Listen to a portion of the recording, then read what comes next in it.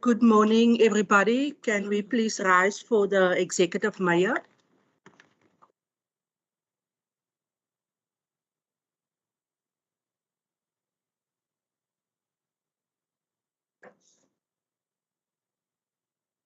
You may be seated.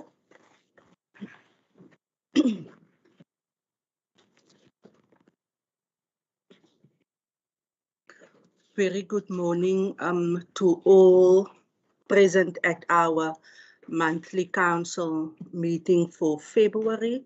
All councillors, the Executive Mayor, Executive Deputy Mayor, the Municipal Manager, all directors, and all our administration staff present, and members of the public. We are live streaming this council meeting. This morning we have Pastor Billy Sweet with us, and he will lead us into the opening of this council session through prayer and a scripture reading. Pastor Billy, it's my honor to welcome you to the council chambers this morning and to then immediately hand over to yourself to lead us. Thank you. Well, I want to say that it is a pleasure indeed to be here with you today. Baie dankie dat ons kan deel hier en wat we doen hier vandag. We come to bless God and to open this morning's official meeting because of who God is. And God is in charge. God is in control. So I want to say thank you to the Mayor, to Mr. Prince, to Madam Speaker, and to all the councillors, the raadslede, that ek saam hier kan deel. I want to read a passage of scripture found in Isaiah chapter 9. And it says this. It speaks about Jesus being the wonderful counselor, the mighty God, the everlasting Father, and the Prince of Peace. Now, when we look at these particular names, he is called wonderful. There is a Hebrew word for this word wonderful, and it is pele. It means that he is indeed the marvelous miracle from God, born of a virgin, directly from God, for a purpose, and we'll get to that in a second. And then the counselor, the Hebrew word is ya'atz, and that means the supreme counselor, the one who alone is qualified to be the one to give true counsel to every created being. Then comes the word, the mighty God, the mighty God. The Hebrew is El Gibor, and it means he is the almighty conquering God, living God. Daar's baie mense wat sê ek glo in God. Ek vra baie mense, glo jy in God? 80% of the time I get the answer, yeah, I glo in God. Then I change the question. I ask them, do you have a personal relationship with God? Dan is daar huiwering. Dan weet hulle nie wat ons gesê. Jy sien, baie mense sê hulle glo in God. Maar min mense het 'n persoonlike verhouding met God. Daar's 'n groot verskil. He is the mighty God. That's why we're here this morning to open this very, very important meeting in prayer, because we believe in a prayer answering God. We believe in the real living God. That's why we're here. This is not just a ritual this morning. Baie mense, vir hulle is dit net 'n ritueel, open en gebed en so meer. Then comes the concept, this name of the everlasting Father. Now, that does not mean that Jesus is the Father. We know that God exists as three in one, three persons in unity. Stem saam, Vader, Seun en Heilige Gees, stem saam oor alles. Liefde, oor krag, oor mag, oor gesag. En dit is wat hier gebeur vandag. U is mense deur God geplaas met gesag. And there are decisions to be made. I have, as far as I've been able, I've tried my utmost to teach my children that decisions can either make or break. Ek kan my lewe vernietig deur verkeerde besluite. Of ek kan net vooruit gaan as ek die regte besluite maak. Maar hoe moet ons besluite maak? Well, the Bible tells us that decisions come from the heart. Now, I've had many people tell me, you must follow your heart, or I must follow my heart when we make decisions. As a counselor myself in spiritual matters, when we have to make decisions, they say, how do you feel? Hoe voel jy? What's in your heart? Now, there's a danger in that. It kan baie gevaarlik.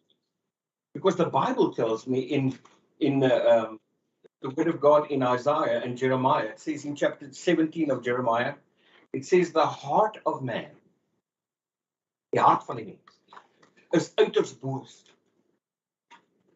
Uiters boos. Wie kan dit vertrou? Who can trust it? The heart of man is desperately wicked. God is speaking here. God is saying that. But he also says there's great deliverance and safety in many counselors. So as you sit here before God today, as you sit here before one another, as many counselors, there's safety in that. And that's good. And that is the will of God. And lastly, he says here, that name is the Prince of Peace, Jesus Christ, the Prince of Peace. It's speaking about Jesus in the future, who will come as Prince over the entire world to reign in peace. Nou, ek weet nie van u nie, maar sover ek my kennis verstrek, is daar geen land in die hele wêreld wat vrede het nie. There is no country in the world that has peace. There's a relative peace, but there's no true God-given peace. Now, this is God's will right from the beginning, that we might have peace. Now, there comes a time in the disciples' lives where they say to Jesus, would you teach us how to pray? Hoekom? Hulle sê, leer ons hoe om te bid. Because they saw the effect that Jesus had when he prayed to the Father. And so Jesus says this is how you pray. En ek wil net beklemtoon die eerste deel. He says, our Father who is in heaven. Well, I can only call God my Father if I'm a child of God. But kind van die Here te word, is daar net een manier om daar uit te kom. En dit is deur Christus Jesus. Our Father who art in heaven, holy is your name. God is holy. But to many thousands, even millions of people, God has become a swear word. Selfs in hierdie land van ons word God nie geëer nie. God is not seen as God. And the Bible tells us that man does not fear God. What does that mean? It means there's no respect for God. But today, bless his name, we come here as counselors and we respect who he is. And so we're asking him for guidance. But to many people, Jesus is a swear word. And he says here that he says, this is how you pray. Our Father who art in heaven, holy is your name, thy kingdom come. What is the kingdom of God? The Bible says it is righteousness, peace, and joy in the Holy Ghost. Geregtigheid, vrede en vreugde in die Heilige Gees. Dis wat dit is. So bid daarvoor. Wanneer? Wanneer moet dit kom? 100,000 jaar van nou? Nee, vandag. Dit kom nou. Maar hoe? Ek moet besluit maak. Dit kom deur besluite. And so he says, I have a mind, a will, and emotions. Now, people make decisions because of their mind, their will, and their emotions. And very often we make the wrong decisions because our emotions are in control. But we need to ask our God and Father to lead us through his Spirit. I want to close with this. 1 Timothy chapter 2 and verse 1 to 3 says this. Paul is writing to Timothy and he says, when it comes to prayer, this is vitally important. And that's why I'm here today. And I want to say thank you for the opportunity. He says, pray like this. Number one, in 1 Timothy chapter 2, in verse 1, he says, pray for all mankind. There are three types of people to pray for. Number one, for all mankind. Number two, for kings. What does that mean? There are very few kings in the world today, but there are governors, there are mayors, there are presidents, yeah? People in authority. Yourselves here this morning. Number three, for all in authority. That includes you. That includes me. If you're a person of authority, you can open and close situations through keys. Children don't have keys. People with authority have keys. People with responsibility have keys. So Jesus says to his disciples, I give to you the keys of the kingdom. What kingdom? Righteousness, peace, and joy in the Holy Ghost. Why does God want peace on earth? Goodwill to men. Because he tells us through living peaceful lives. All of these, why do we pray for them? For all mankind? for kings, for rulers, for all in authority. Why? Why must we pray that? So that the authority that is in governing your government, country, your city, your town, can bring peace, the scripture says, and quiet lives, so that men and women in those countries and cities and towns can come to Jesus Christ, who is the way, the truth, and the life. So I leave this with you this morning, and I want to say, may God use each and every one of us in his purpose and his will. His will has never changed. The Bible says his will, the will of God is, in that verse 4, it says that people will live in peace and tranquility and know what the will of God is. Dat hulle mag weet wat God se wil is.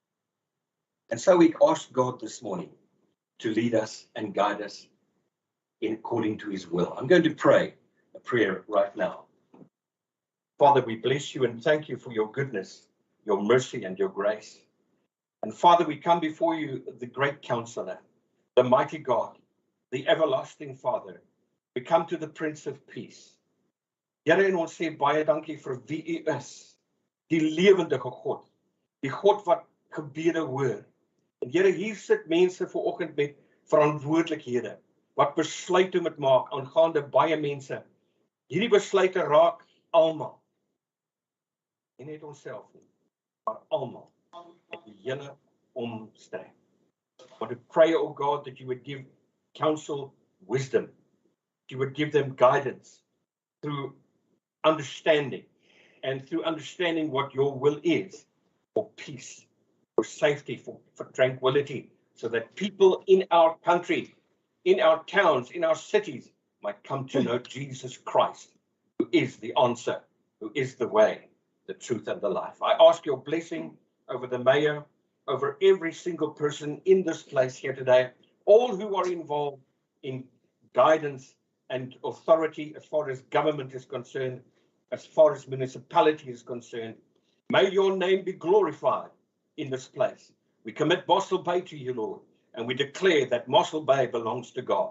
In Jesus' mighty name we pray. Amen and amen. Amen. God bless you and thank you once again.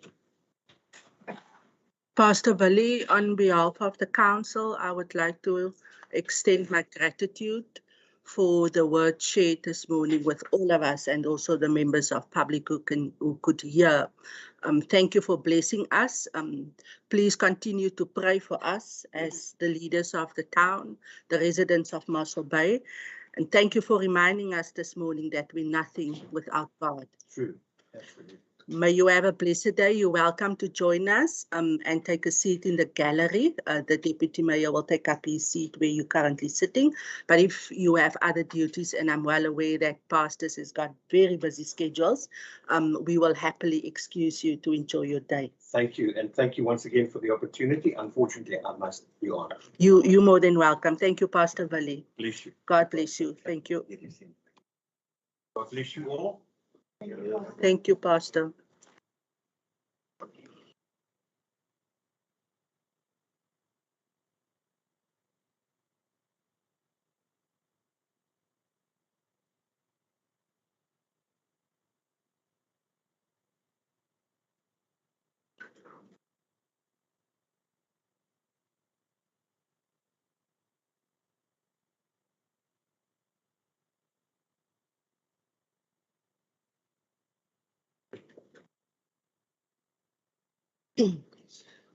Councillors, the attendance register are being circulated. Please kindly ensure that you do sign. We are then at Roman 3 on the agenda. Application for leave of absence. I have not received any apology, and I note that we're full house. However, I also note that a councillor entered the council chambers 7 minutes after 9 o'clock this morning. I wish to remind everybody that the council meetings start at 9 o'clock. And I kindly request that each one of us adhere to the time. Thank you so much. We are at Roman 4 on the agenda. Disclosure of interest in terms of Schedule 1 Code of Conduct for Councillors in terms of the Local Government Municipal Systems Act, Act 32 of 2000. Is there any councillor at this point who wish to disclose? Madam Speaker, Councillor Kutsia. as Deputy Chairperson of the Malcolm School Governing Body, I wish to be excused for item E3302 2022. Thank you, Councillor. When we get to that item, you're welcome to leave the chambers. Any other councillor? Councillor Furness? Madam Speaker, thank you for.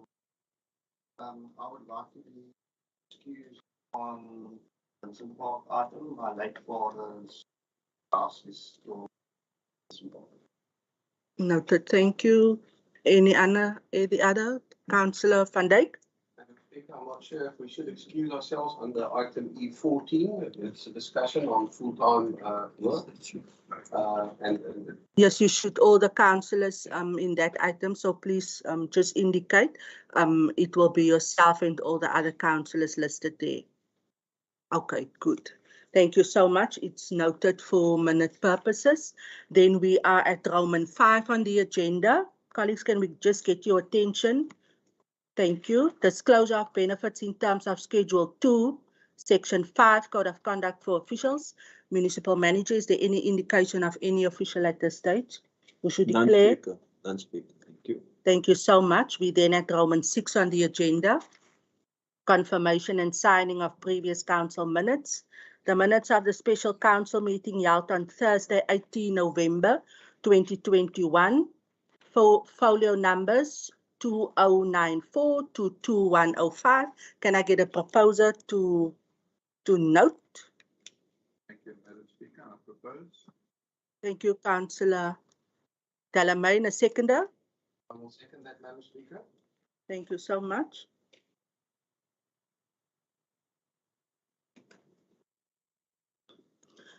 The minutes of the ordinary council meeting held on Thursday, 2nd of December 2021, folio numbers 2105 to 2264. Can I get a proposer that council take cognizance of the minutes? I will propose that, Madam Speaker. Thank you so much, Councillor. Seconder? Thank you, Madam Speaker. I will second. Thank you very much.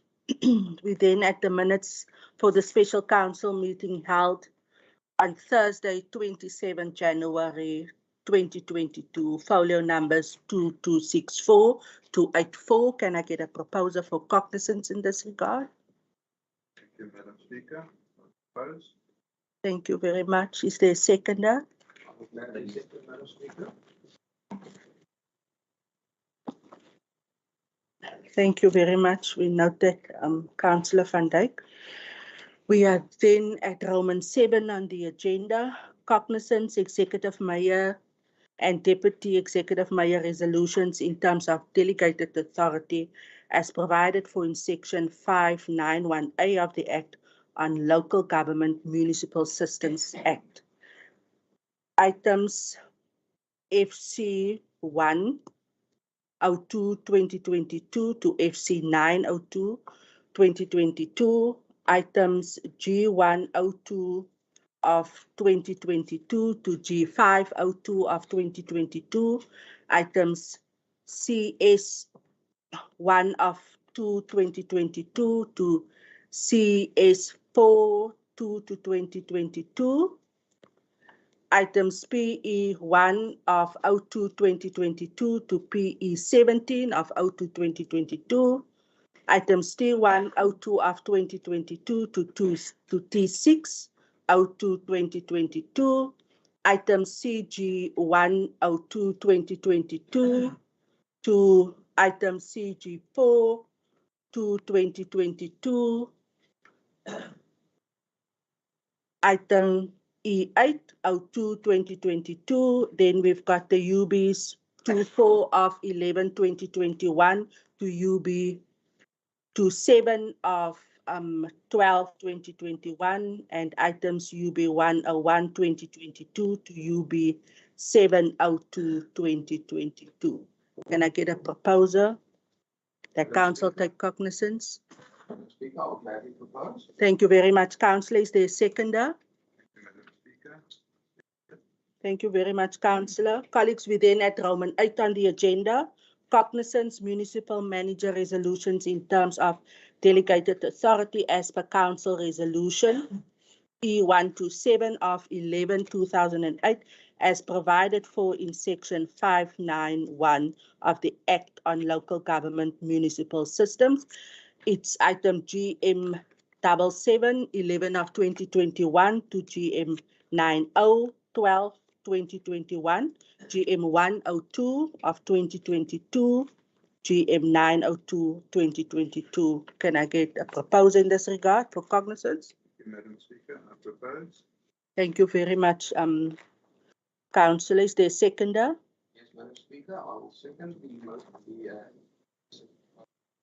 Thank you very much, Councillor. Council, we then at number, yes, Councillor Buddha, I note your hand. Speaker, previously in a committee meeting on the GMs, it is I get over the asking the attachment. Are those attachment available? Well, they were just nuts and bonds, and the attachment is captured, and when we look at that, attachment. Thank you, MM. Thank you, Councillor. Speaker, no, the item normally has its attachments available. If there are anything that unclear, they can just speak to us. We will gladly make anything further available to the council. Councillor Buddha, are you comfortable with that arrangement? Thank you so much. Colleagues, we then at number 9 on the agenda. It's the communications of the Executive Mayor, Alderman Kutsia, and I now hand over to the Mayor to do his communications. Thank you.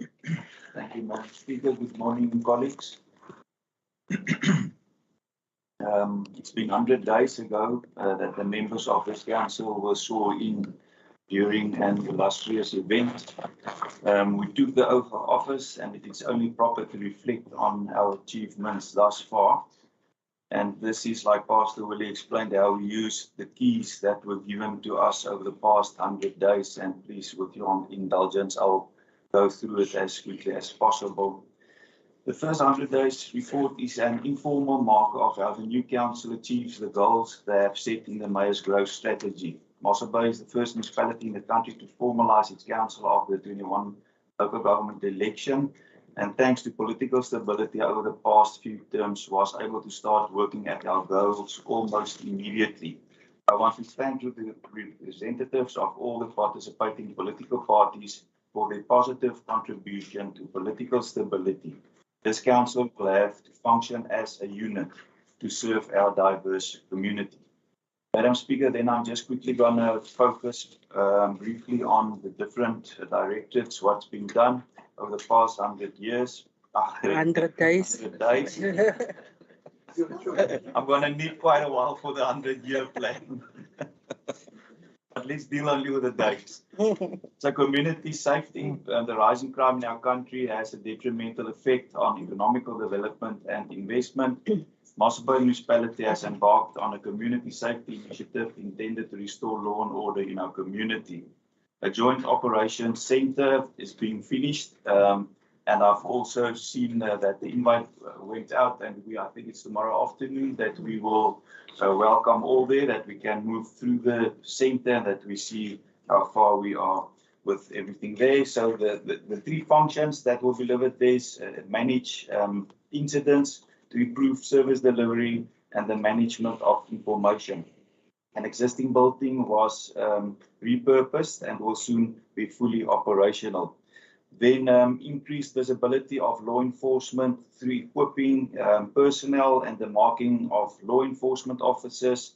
The next one is one fire engine and personnel were decentralized to Hartenbos to improve the response time to communities in the vicinity. We have secured the use of sponsored helicopters and fuel to assist law enforcement, while 5 heliports were approved by the CAA. Assist neighborhood watch groups to register, and currently we have got 35 neighborhood watches that's registered out of the 44 current neighborhood watches that we all obviously see as our partners in Mossel Bay. Then considerable work will also finalized on the municipal establishment to allow for more trainee law enforcement. So training will also start soon. I've instructed our administration to ensure that every endeavor undertaken must result also in the marketing of Mossel Bay Town, and that we will discuss as soon as the growth strategy has been finalized in terms of deliverables. And I think then we'll have also a workshop where we will work through that, and we will also go to each and every employee of this organization, explain what is the vision of council for the next 5 years, so that everybody is right to the lowest employee in terms of job that they need to fulfill, that everybody is informed and inspired, and that they can share in this dream of council.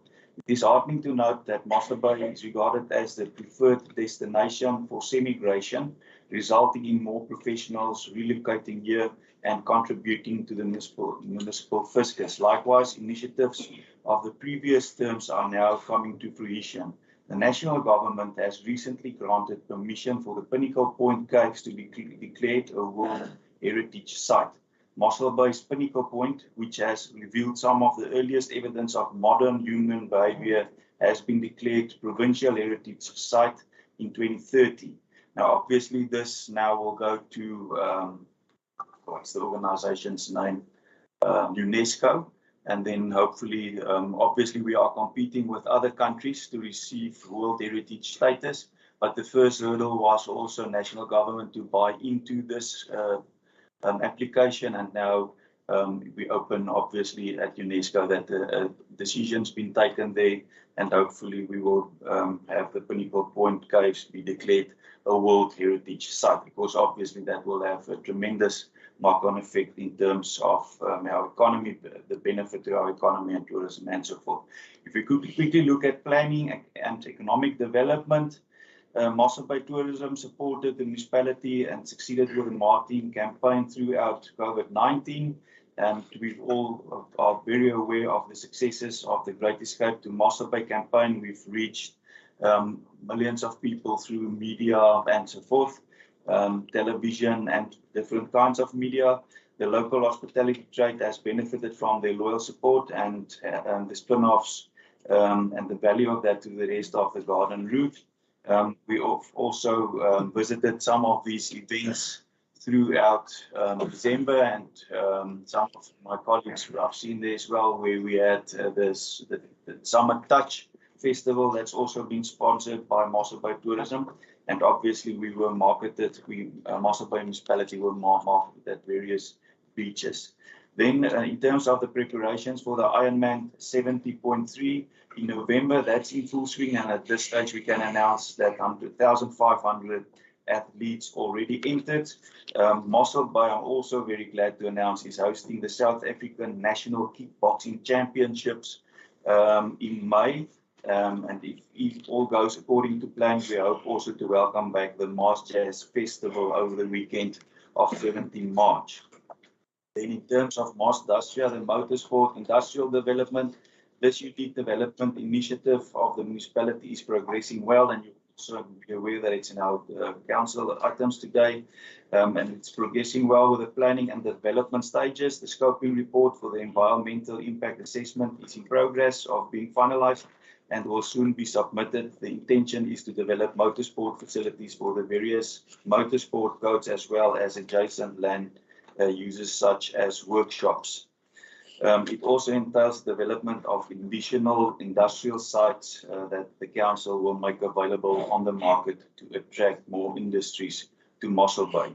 Then the toilet project, Mossel Bay Municipality continues with the project to supply new toilet facilities that are attached to existing houses that currently have outside toilets built under the old government housing projects. The target group is the elderly and people with disabilities, and the target is to complete a total of 250 toilets by the end of April 2022. Then in terms of the Khayelitsha housing project, the municipality has completed the Khayelitsha rectification project in Kwanagaba during the past 100 days.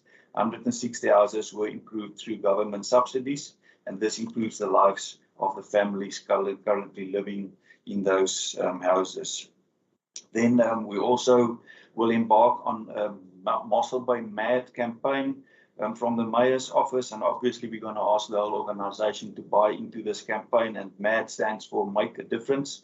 We will launch that, or let's say on Tuesday, February 2022, members of the Mayoral Committee and I undertook the first of our weekly management by walkabout visits and reviewed recent events in Great Brock River. Mossel Bay Municipality and specifically the Mayoral Committee strives to make a tangible difference in the lives of our community. The visit, the first of many to be made to communities across the municipal area, has emphasized the importance of experiencing first-hand living conditions of residents before making decisions that may affect them in the council chambers. I think the community of Great Brock River, who spoke to us frankly and shared their experiences and challenges, so we experience that and take note of what is going on in that community, and from next week we will start moving through other communities as well on a weekly basis. My team and I will embark on more of these visits on Tuesdays. Then community services over the past 100 days, and the second phase of the two-song center were also completed, and yesterday there were meetings with SAPA. We already took council decisions, and we hope that SAPA will also open then soon in the two-song center, the South African Post Office. Then in terms of community development, the municipality through the whole area with the youth office supported the Agter die Plate performance group that moved through Mossel Bay, and that is also part of our moral regeneration plan. Then sport program for the youth were conducted during December, and the reintegration program of parolees as part of also social moral regeneration are also been part of some of that meetings, and this is also one of our stakeholders in Mossel Bay who's very hands-on and working very closely together with Mossel Bay Municipality. We've received quite a number of their senior leadership in the past 2 weeks, and I've also made some time to meet them and congratulated them for the role that they play and their willingness to work together with Mossel Bay Municipality.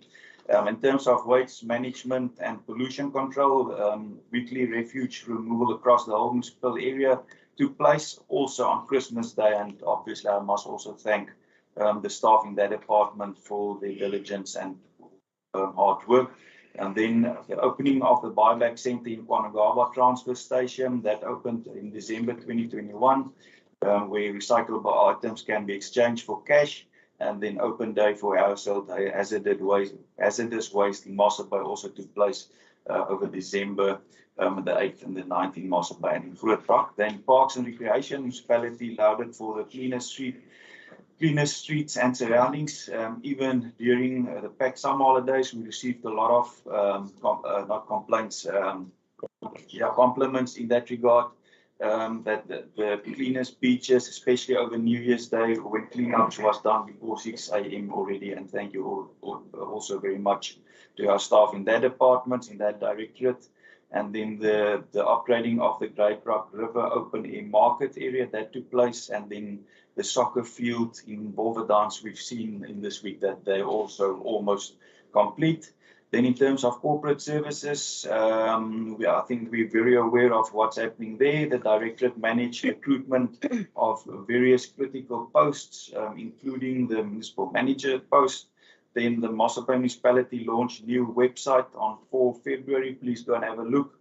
It's working very effectively. Then all legislative committees and positions on the council were filled timelessly. All councillors received their training.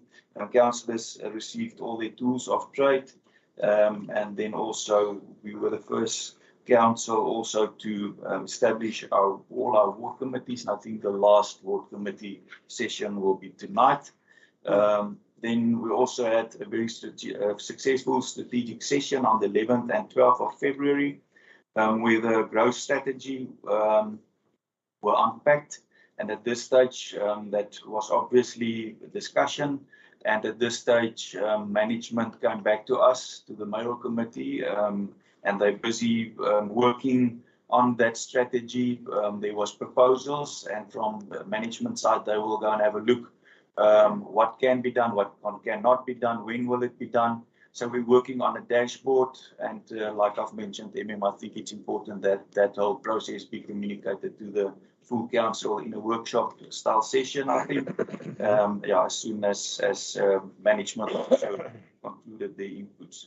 Then in terms of infrastructure services, I think we're also very aware of our roads. I've got various projects. I'm not going to go through them, all of them. I've got them listed here.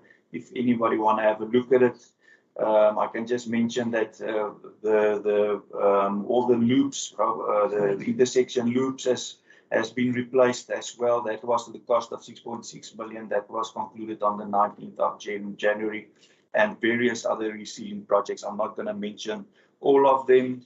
Then new electrical connections in the informal settlements. A total of 482 new connections were completed in the informal settlements in Asla, Asenzani, Sinyoka, the Great Brock area for the Department of Mineral Resources and Energy, and that was to the amount of 2.4 million rand. The upgrade of the water supply pipeline from the Little Brock River Treatment Plant to Langeberg Reservoir.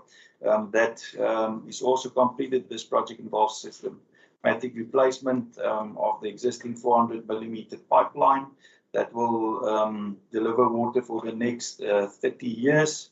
And this pipeline is also being commissioned during December 2021.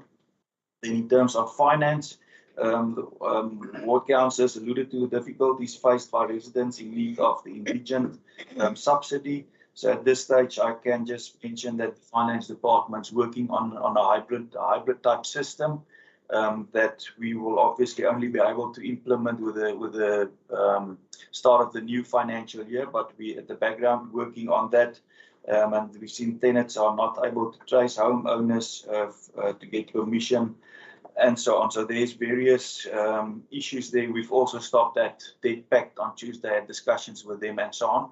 But the finance chairperson, finance department are, like I've mentioned, working on solutions. Then in addition to the challenges experienced by our digent households, the Mossel Municipality has received its new valuation roll at the end of November 2021 and has received numerous inquiries from our consumers with regards to the effects on their rates for the next year. The municipality is still in the process of putting together the 22-23 annual budget, which would include the determination of the applicable rates which will take place, or which will take into account the movement, in the valuation of the properties in the Mossel Bay area.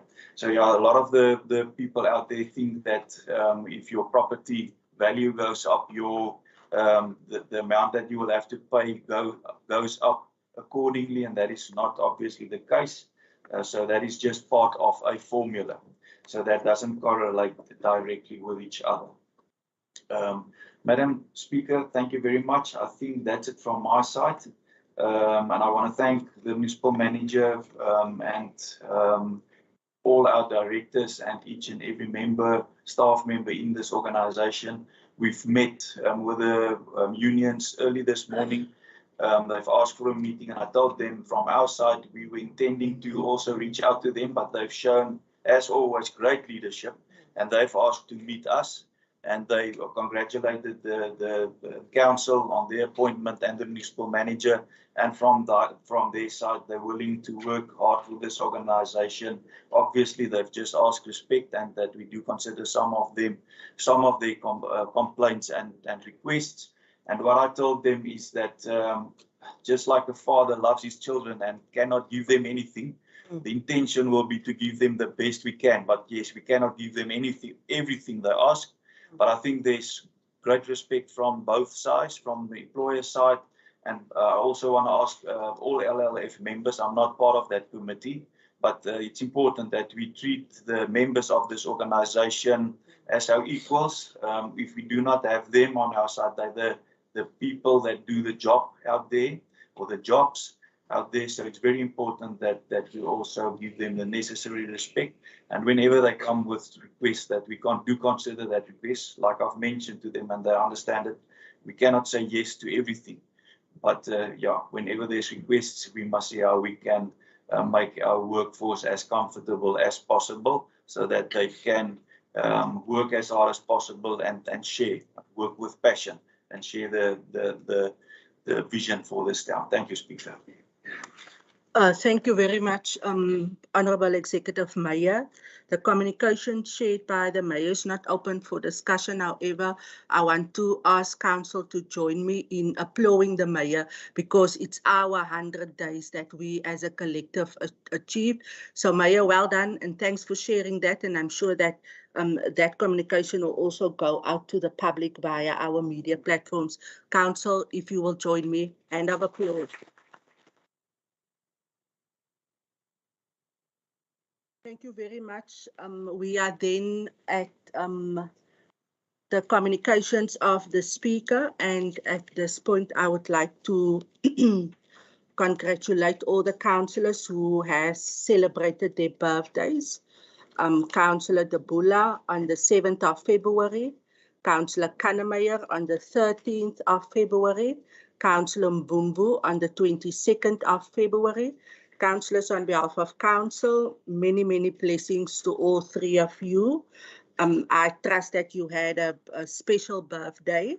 You're most welcome to just whenever you can arrange that we also have the cake. But I, on behalf of Council, want to just wish you well on your respective birthdays. Then, colleagues, we then also, unfortunately, do have a list of members from our public who has passed, and you will notice this morning it is quite a lengthy list. And I just want to ask you to please join me in standing as we rise for a moment of silence.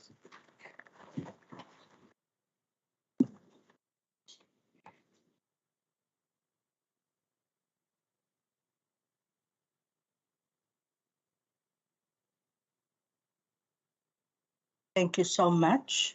You may be seated. Then, councillors, just one or two things from myself. I wish to inform Council that we will very soon bring the rules of order to Council. There are some things that we're currently working on internally in conjunction with our legal department. And one of the things that we will be looking at is om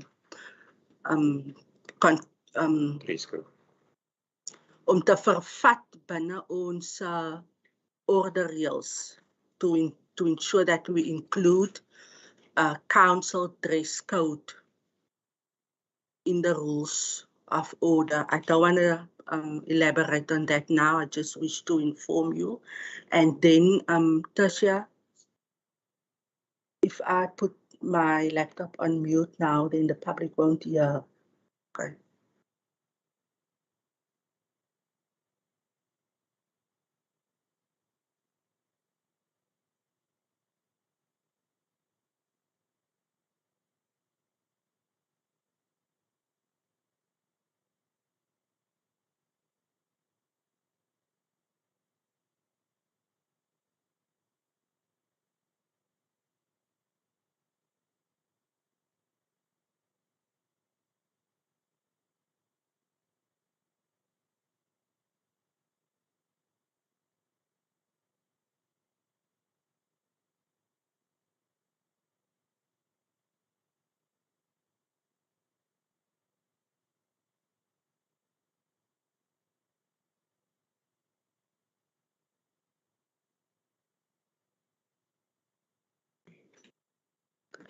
Councillors, then that is it for the communication from the speaker.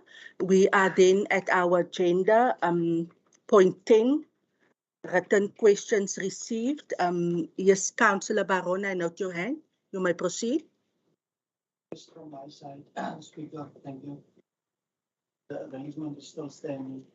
I want to ask Mr. Puren, Speaker, that from council day meetings, can we park here in front? Is there still arrangement because the officials is parking in front. They put the cones out, but still there's a lot of officials that park and there's no space for us. So it's not a problem for us if it's full to go the other side, but just to check them. Thank you. Very reasonable request. Can you kindly respond? We apologize for that, Speaker. It shouldn't have been like that. We will definitely look into it to ensure that it doesn't happen again. Officials shouldn't park here on council day meetings. Yeah. We will definitely address it. Thank you. Thank you, Councillor Baron, you covered. Thank you very much. I don't see any other lights for questions. So on point 10, Executive Mayor, has your office received any written questions? Mayor? No questions. No questions received. Thank you very much. Then we are at our agenda for today, councillors. And if you are ready, we are at page 85, item E9, the Disaster Management Plan for 2021. We have our recommendations. Councillor Porter. My apologies, do you have a question? No, Speaker, I just want to visit this page just to indicate that I do have 4 motions of exceedance. Now, perhaps the idea is to, at the end of this agenda, then give space to our live sector. Thank you very much. Thank you, Councillor Porter. We will then deal with that following our agenda. Can you kindly switch off your light? Thank you, Mr. Prince. Will you just ensure that you remind me? Thank you. Thank you, Councillor Porter. We are then at our first item, E9, Disaster Management Plan. The recommendations are listed on page 87, points 1 and 2. Can I get a proposal in this regard, please? Madam Speaker, yes, I would gladly propose, but I'd like to, in the report, make some additions or additions, if I may, to include the following. I have given written aspects to it. The first one is to include the Department of Community Safety, which is DOCS. The second one would be the Community Police Forums, which is in short CPFs. Number 3 would be Neighbourhood Watches, NHWs. 4 would be the CSF, which has been created, the Community Safety Forum. 5 would be trauma counsellors. 6 would be private aviation. And 7, just to make note that we need to change either to garden route in the plan. So those are just the additions I would like to propose. Thank you, Madam Speaker, for completeness of the report. Thank you very much for your proposal with that additions. Are there seconder? Thank you, Madam Speaker. I second it. Thank you very much, Councillor. Is there any counter proposal on this item?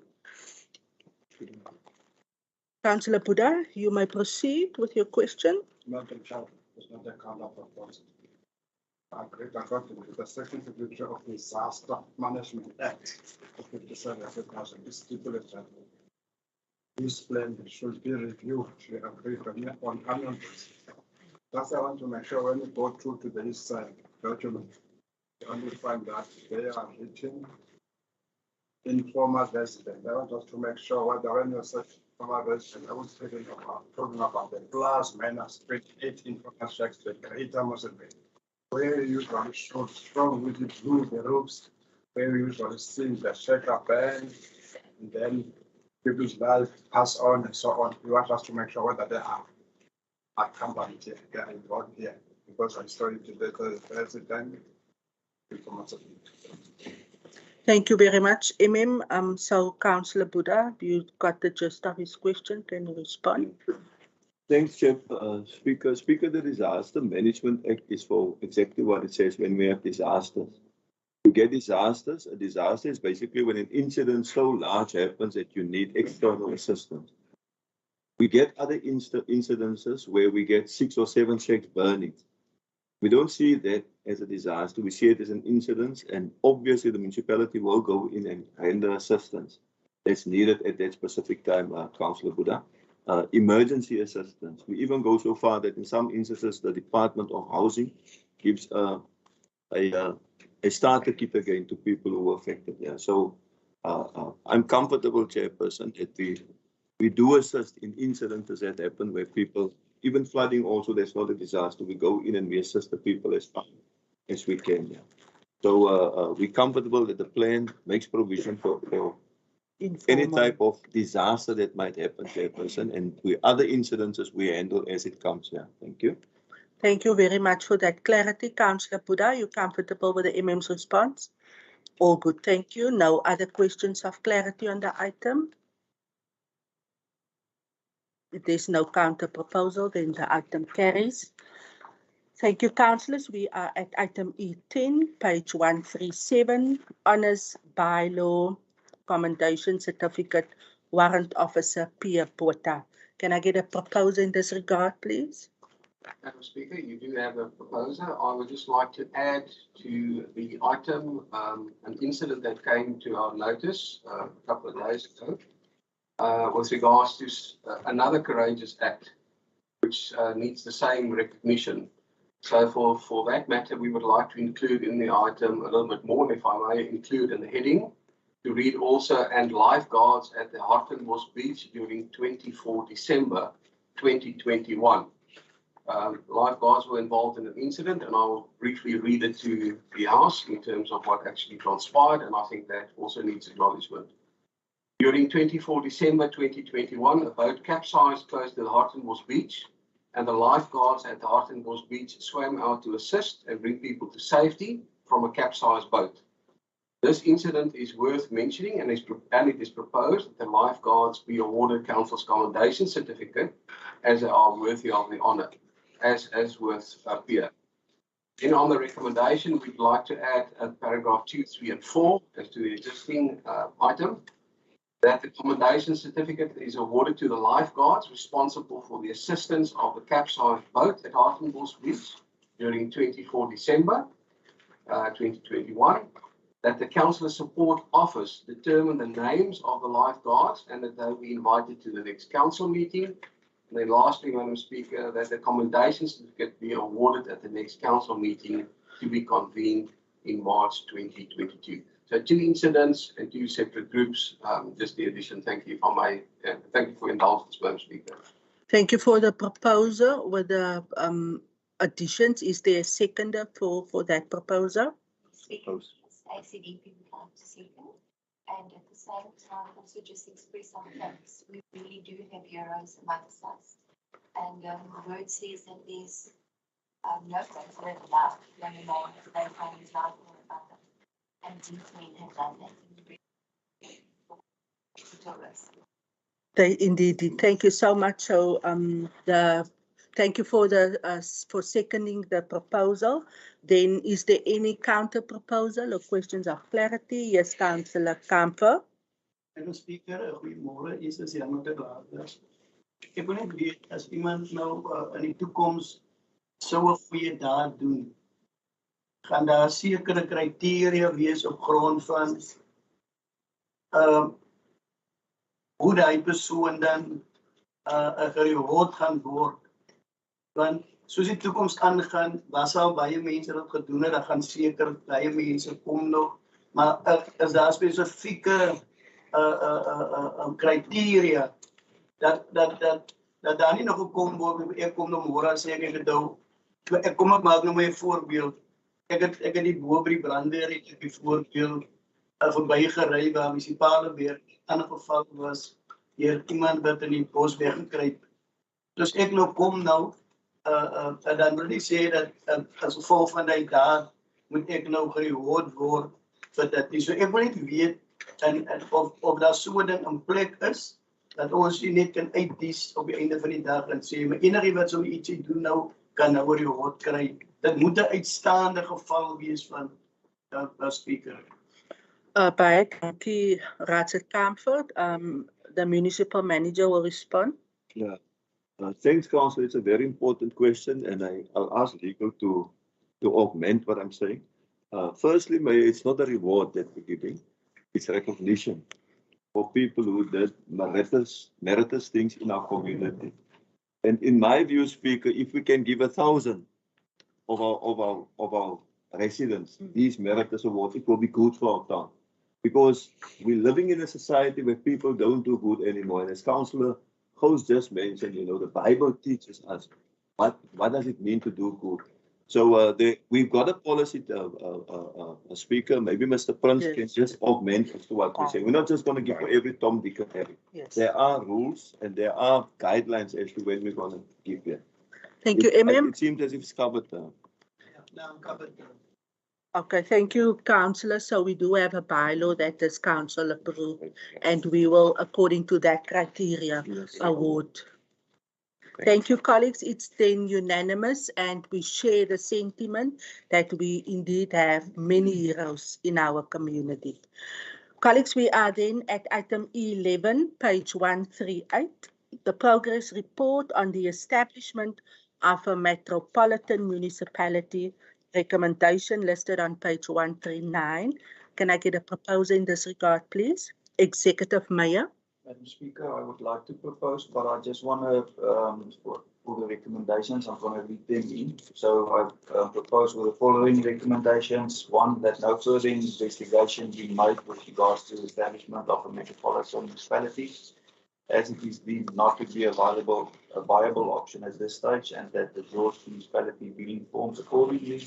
And secondly, that the municipal demarcation board be informed not to proceed with the determination of the municipal boundary in order to establish a metropolitan council, and patient be withdrawn.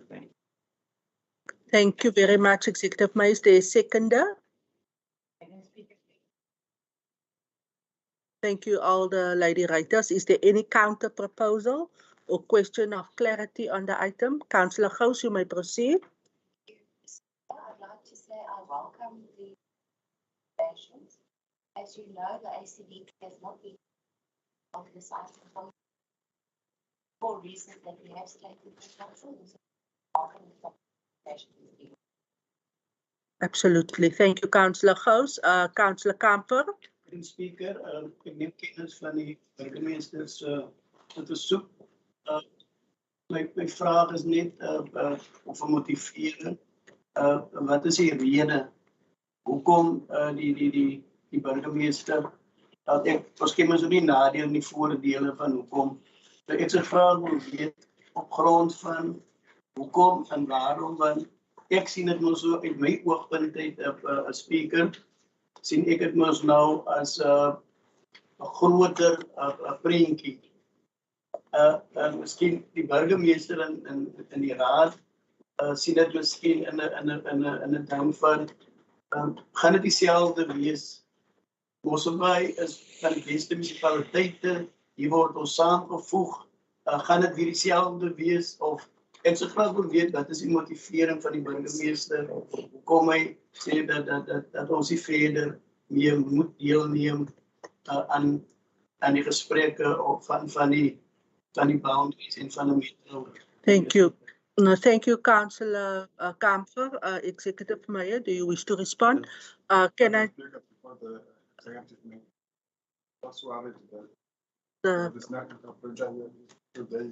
They're struggling, I can see, yeah. Okay, thank you, Mayor. If we can just hold on, you can keep your light on so long, Mayor. Thank you. Councillor Kamper, sit af uw lig. Ja, u het klaar gevra, dankie. Goed, ons gaan nou, dankie. Colin, okay, interpreter, can you please just say something that we can test if we can hear you, interpreter? Okay, can you hear him now?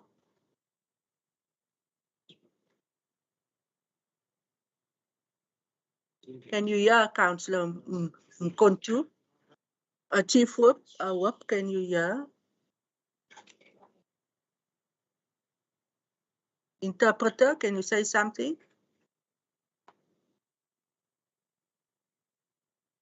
It's very vague. Very vague.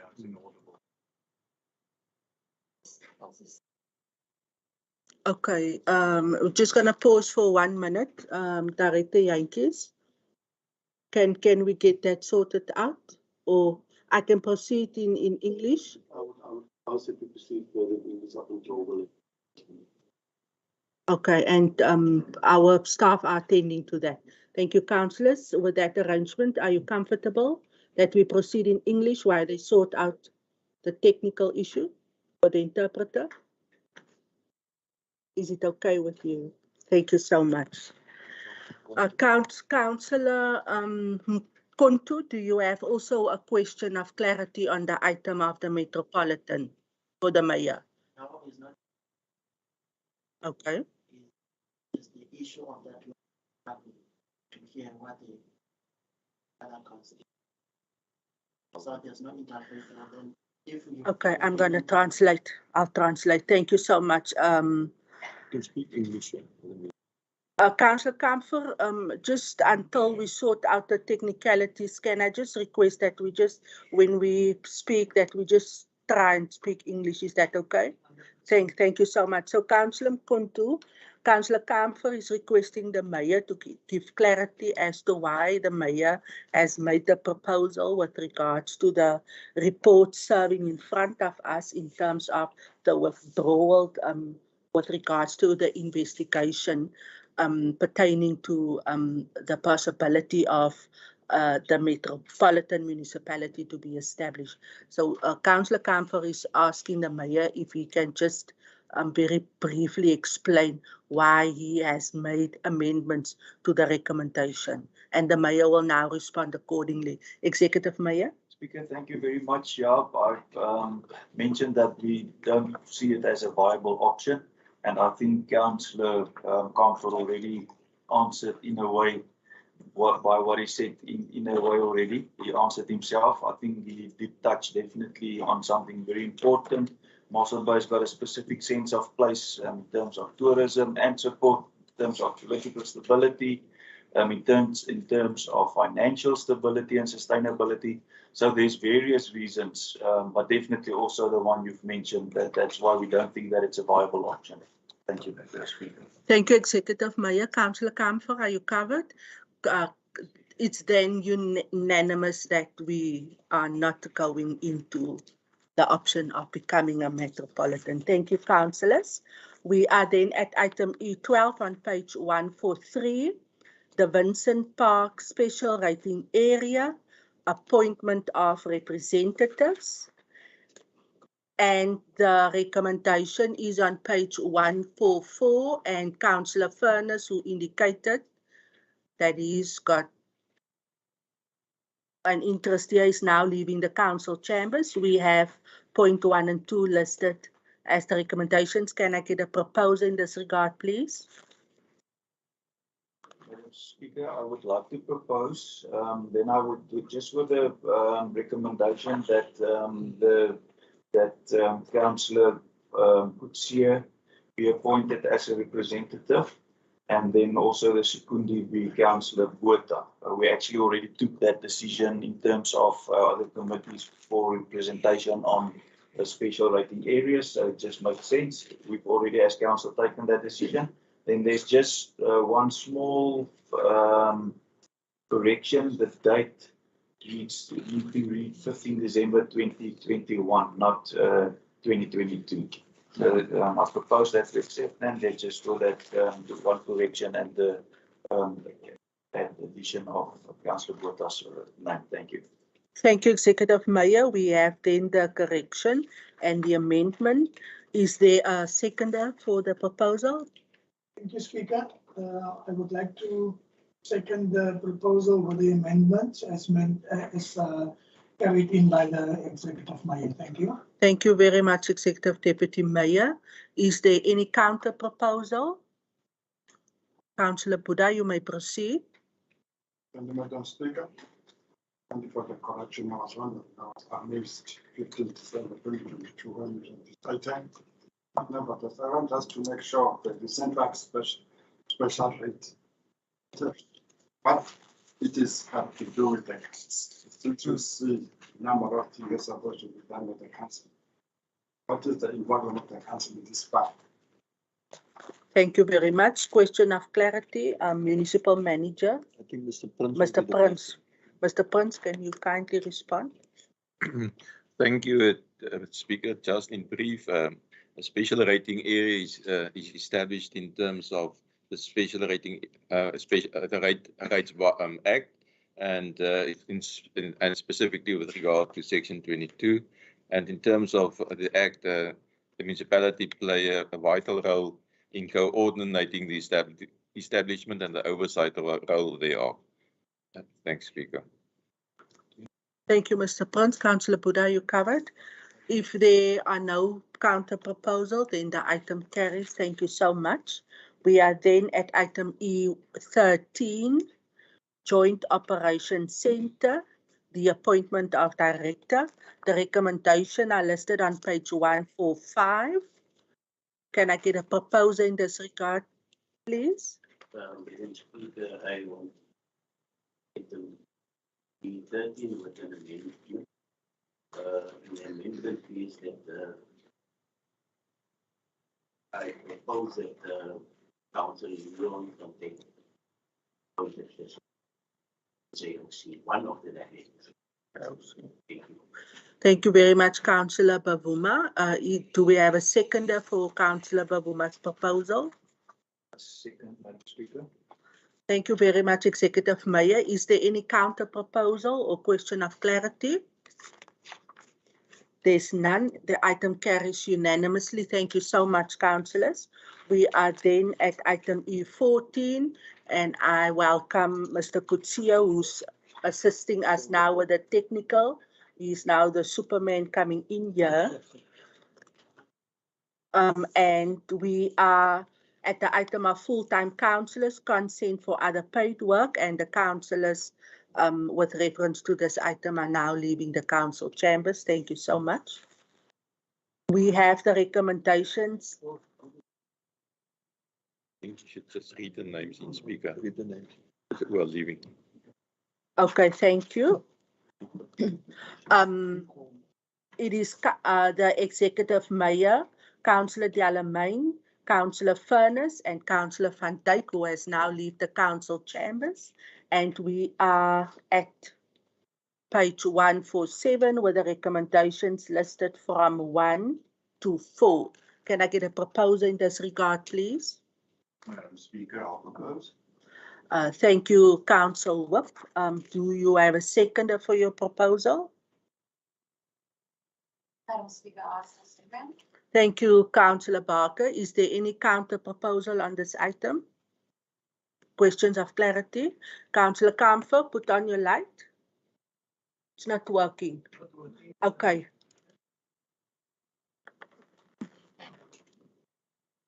There we go. Almost. There we go. Okay. Thank you. Madam Speaker, I haven't got a problem with the item, but I want to ask, can council specify specific, what is the business of this 4 or 5 or 6 or 7 councillors that we know what they're doing? Because now we must make a decision on, we haven't got a problem with that, but we didn't know what business the 4 or 5 councillors do, Speaker.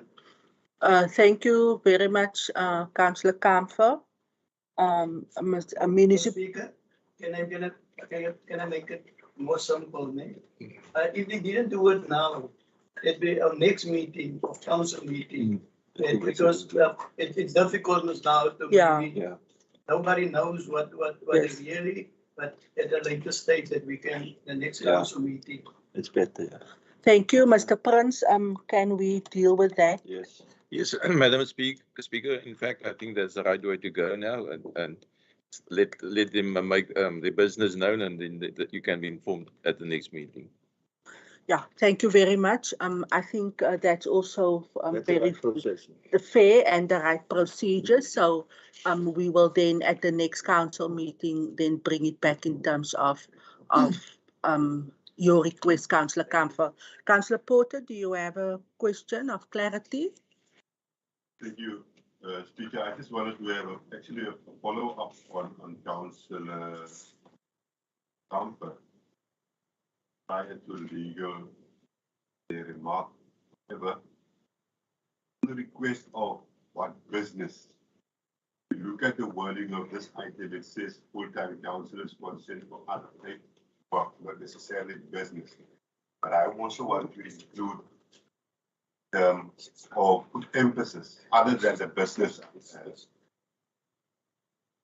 that has been mentioned here. Also want to put emphasis on paid work. You might be in a business, you might not be in a business, but employed and get your remuneration elsewhere. And I think the relevant acts within council is also very much vocal on disclosure of those type of information. Yes.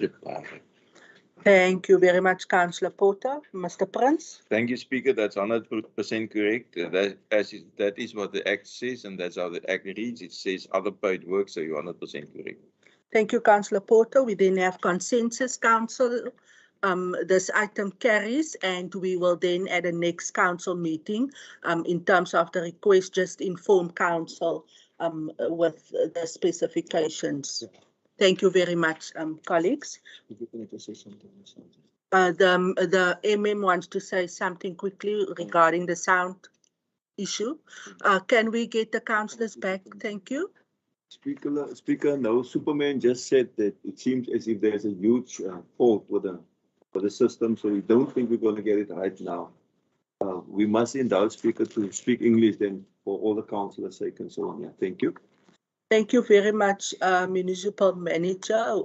We will try our utmost best to accommodate our colleagues. I will, if I'm not clear, please just stand up and we will, so that we just ensure that you don't miss anything. And I commit that I will try my very best from my side.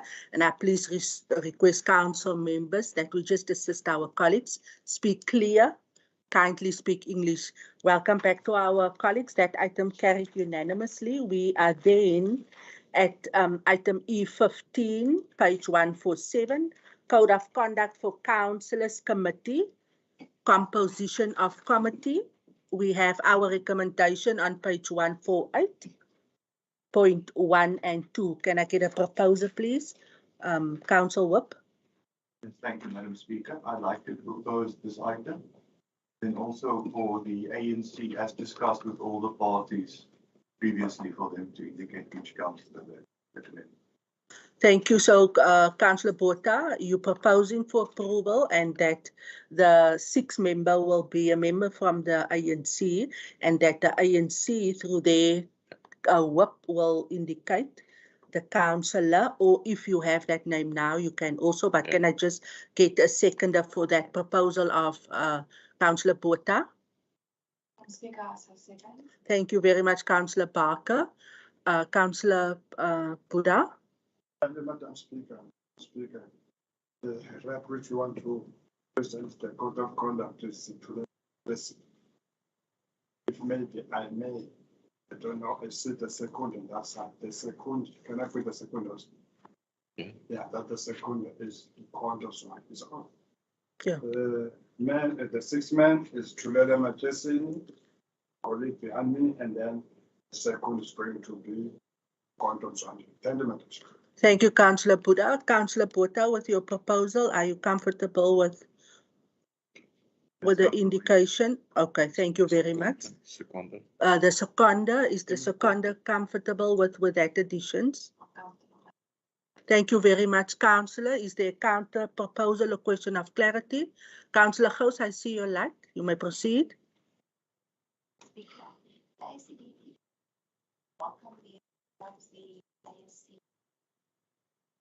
I just note, as I did that the DA still maintains a majority representation on the pieces. Thank you very much. Your input is noted. The item then carries unanimously. Thank you, councillors. We are then at item E16, report special investigating unit, procurement on personal protective equipment, Mossel by Municipality. We have our recommendations listed, point 1 to 4. Can I get a proposal in this regard, please? Mr. Speaker, I would like to propose with the addition to the recommendation. And it reads as follows, point 5, that on receipt of the final invoice, that the current estimated charges and costs of 1.279 million from the SIU, and in the event that the municipality not be exempted by National Treasury for payment, legal action be instituted against the complainant, namely the Independent Civic Organisation of South Africa and Councillor Comfort as its representative, to recover the monies. So we did write a letter to National Treasury to get exemption, but this is to recuperate that 1.27 million that it's going to cost the ratepayer if we are unsuccessful. Thank you, Madam Speaker. Thank you, Executive Mayor. With that additions, you will also provide that additions to the administration. Thank you. Is there a seconder for the Mayor's proposal, please? Yes, Madam Speaker, I want to second item E16. Thank you very much, Councillor Bavuma. It's seconded with the amendments as the Mayor has indicated. Is there any question of clarity or counter proposal? I see the light of Councillor Gous. You may proceed, Councillor Gous. Yes, Speaker, thank you. I don't like the fact that in addition this serious slid in at the last second in a council meeting, firstly. And secondly, I'd like to say, while I respect that ratepayers are now going to cannot be, I think we need to be very cautious in giving somebody. Let me first say, I believe every single councillor needs to be very circumspect in making allegations if you do not have concrete proof. I'm regularly approached by people with claims and allegations, and I refuse to act on somebody. But what I also think the council needs to be very considerate of is the fact that we punish people that come forward when they've heard of possible fraud. What message are we sending? And that is my concern. We have to be, we claim to be open and transparent, and so we need to be able to actually, I want to say, endorse a whistleblower if they come forward. I think I was unaware of the fact until this matter occurred, that the SIU actually bills the two parties. They bill 55% to Treasury and 45% to the municipality or the institution that they investigate. To me, 1.279 is absolutely an outrageous amount. It's also only 45% of the bill. I asked our email, how long they spent here and so on. They spent from October to February, which is a considerable amount of time.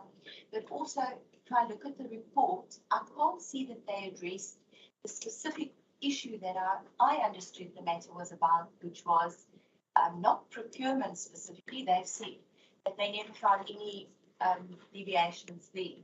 But that the concern that I understood when we read the item in the meeting was that the way the parcels were distributed might have been in a partisan manner. So, unfortunately, I will abstain because although I understand each my prayer is really that we will get exemption from it. I'd like to caution all councillors but I cannot condone us punishing somebody that received information and then asked them to be investigated. Thank you. Thank you very much. If that's not a counter proposal, we take it as you are abstaining as the ACDP. We have a proposal and a second. Is there any other questions of clarity? I see the light of Councillor Baron. After Councillor Baron, it will be Councillor Porter. Thank you, Councillor Baron. You may proceed. It's on the side of the Freedom Fund Plus. So the reasons is very simple. This morning on the RSP, there was just one topic. Check the whistleblower for an hour. They are busy in this country putting measures in place to make sure that whistleblowers is protected. So I can definitely not support. I will abstain. Thank you. Thank you very much. The Freedom Front Plus is abstaining. Councillor Porter. Okay, thank you, Councillor Buddha. Keep your light on. Whose light? Madam Speaker, thank you. I agree with everything that's been said. But we must also remember we are here representing the community. So we must protect them as well and the unnecessary spending of their money and not protect each other. So I've got nothing against my friend Councillor Kamfer. This is about frivolous allegations without substance. That's what report said. And only that is why we brought them. Obviously, we want to protect anybody who's whistleblowing who's got some substantive stuff that he can say, but this is being done wrong and here's the evidence. But for frivolous allegations, obviously it's not an issue. We open. It's not an issue if you don't have to pay for it. But now somebody needs to fork out, and I'm representing you, presenting the people who needs to pay 1.2 million, not me, the people out there who we represent. So that's why we're carrying this afterwards. Obviously, it is late, as Councillor Gous mentioned, but we had a discussion regarding that, and the reasoning is what I've carried in now, explained now. Thank you for your explanation, Executive Mayor. Councillor Buddha and then Councillor Porter. Thank you, Madam Speaker. Madam Speaker, of the agency, really, we can't drag it too long, then we're going to just abstain in this item. Okay, the ANC is abstaining. Councillor Porter. Councillor Kamfer, you may proceed.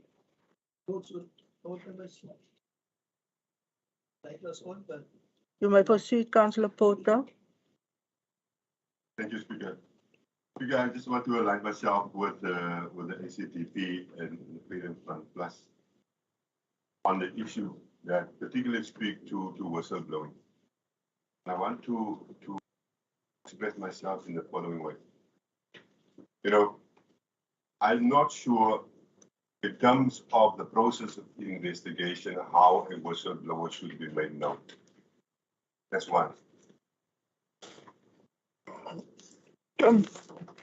Secondly, as a councillor, if you have a complaint and or concern that you may deem as a concern that is of a serious nature, you would then have an option as to how to deal with it. And if I look at the item in itself, that the allegations that has been made in a municipal context is of a serious nature, irrespective of whether it's true or false. But I think in the process of investigation, right on the onset, those of the people responsible, the authorities, right, designated to the investigative process must have ascertained right on the onset whether prima facie evidence exists and how to continue with the investigative process from there. Now, I can continue and make a submission in terms of the legalities and as far as that is concerned. But in conclusion, I just want to say, I don't think that irrespective of who the name is, because for this, in my understanding, for this session, the name should not have been here. But the designated people responsible for the investigation should be accountable. That is my submission. And therefore, in conclusion, I also want to say that I'm going to abstain from this matter. Thank you, Councillor Porter. The PA is then abstaining. Councillor Kamfer. Councillor Porter, will you kindly just, thank you so much. May proceed. Madam Speaker, I'm not really worried about the 1.10 or 1.11 or whatever. I'm a councillor. And I got the oversight role to play. And if people come to me and tell me the following, then I know exactly what, as a councillor, what to do. I don't want to elaborate on what the mayor was saying, bring forward. It will be a legal battle. In a speaker, you will understand, and everybody here who was councillors the previous 5 years will know exactly there was a case against me where they give me a fine of 10,000 rand. 10,000 rand. I was not even in the hearing of all my lawyer or somebody else was to present me. Councillor, can you speak to the item on the agenda, please? Now, what I want to bring on your attention, Speaker, is my name was already out in the newspaper. Last time, my name was not mentioned, but there was exactly in this news article was an opposition councillor was responsible for, I can tell it like that, a mess or whatever. So, to conclude, to say to you, somebody must come in and come and sit here and say, you was responsible of the SIU, or somebody must come and say, you must use the guy who bring us, because I can tell you bring it, but I will be still on that, who bring the SIU to Mossel. But I already talked to my lawyer about this thing, because this thing was in the newspaper already. Bring my name and make my name very bad, because everybody in the street stopped me and said, oh, council, I see you must pay 1.2 million. It was in the newspaper. So I will know exactly, and on a later stage, I will communicate with you on the MM that we can take that, and my lawyer is willing to do. I will take this case further. Thank you, Councillor Kamfer. If you can just switch off your light, please. Thank you. Your input is noted. Council Whip. Thank you, Madam Speaker. As the councillor has indicated that he is seeking legal recourse, we will let that process play out then. From our side, we just wish to say it's a question of clarity just broadly to everyone in council. Is ignorance of the law really an excuse? And if you are a whistleblower, shouldn't you have substantive evidence before you proceed? That's all from us. Thank you. Thank you very much, councillors. We then have a proposer. Councillor Kamfer, can you just please put out your light? Thank you so much. We have a proposer. There was a seconder. The Freedom Front indicated abstaining. The ANC, the Patriotic Alliance, the ACDP. Councillor Kamfer, 30 seconds. You have 30 seconds, and then you can please just switch off your light.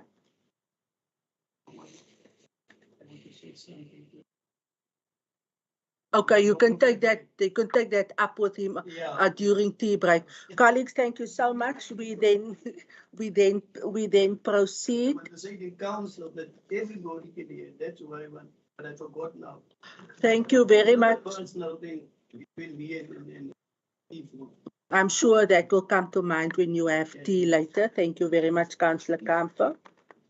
Colleagues, we then on page 162, item E17, the establishment of a non-profit company, management of the regional motorsport venue. We have our recommendations. listed on page 167. Can I please have a proposer in this regard? Thank you, Madam Speaker. Opposed? We have a proposer. Thank you, Councillor. Is there a seconder for the item? Yes, Madam Speaker, I will second. There is a seconder, Council Whip. Is there any counter proposal or question of clarity? Councillor Gous, you may proceed. Speaker. Am I understanding the item correctly that when the funds come in and are placed in or ring-fenced account, will those funds then build the building and will the municipality rent that building out to the NPO that's going to be established? So will we be getting a rent on the, if I understand that capital project that might be engaged in will be a building.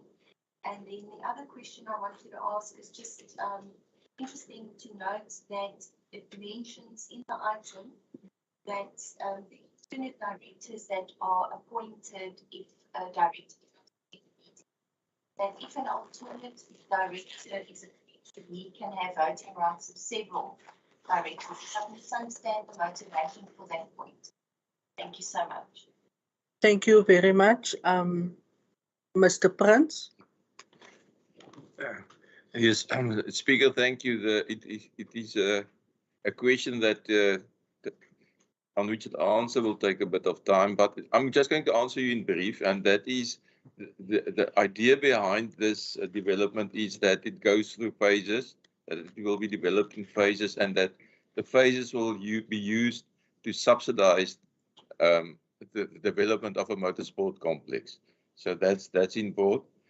With regard to the leasing, the idea is that the area will be leased to an NPO and that they will then run that area, and the different motor disciplines will sublease from the NPO.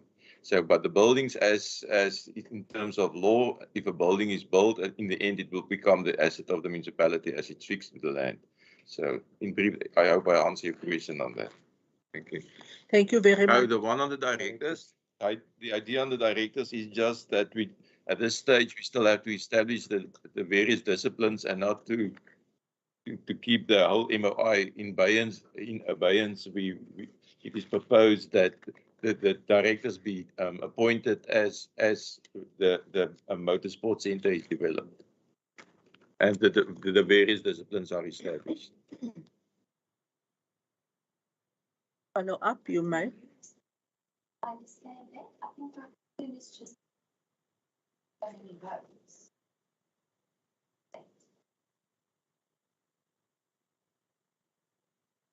The director will only have a vote in the beginning, but as it phased out, the other directors will follow, and at the end there will be 5 with equal votes. So it's just to go through the establishment phase. Okay. Thank you, Mr. Prince. Councillor Gous, you're fully covered. All good. Councillor Kamfer, you may proceed with your question. Madam Speaker, I want to know exactly where is the ground where this thing will happen. Thank you. Is there Somebody, it's my first, and if they can answer that one, then I go to. You have a follow-up, okay, all good. Will it be Director Venter who will kindly respond? Thank you, Director.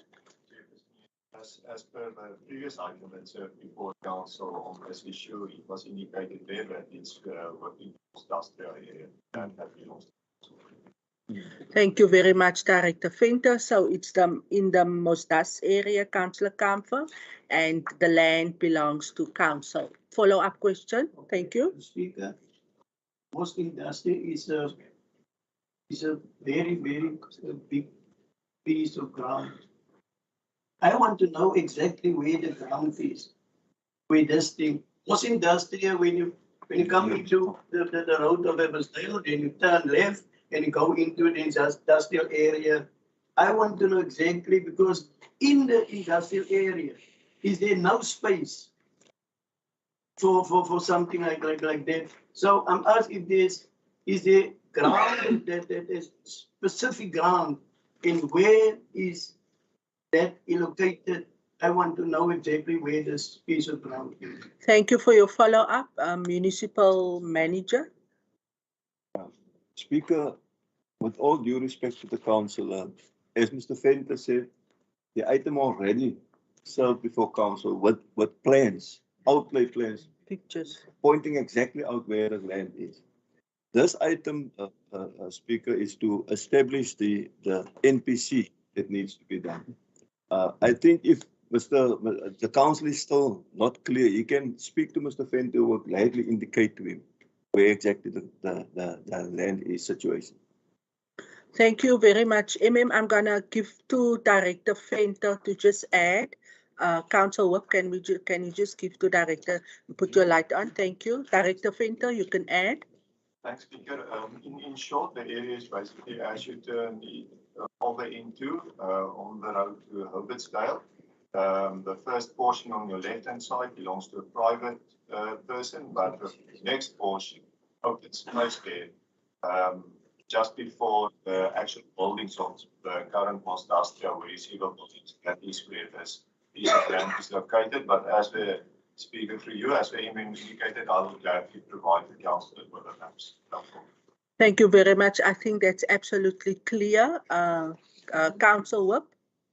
Thank you, Madam Speaker. I would just like to ask if this matter stand down briefly for us to have a caucus meeting. Thank you. Okay, is 5 minutes sufficient?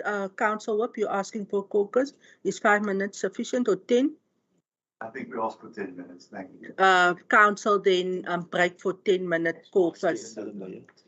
Colleagues, can we just rise for the Executive Mayor?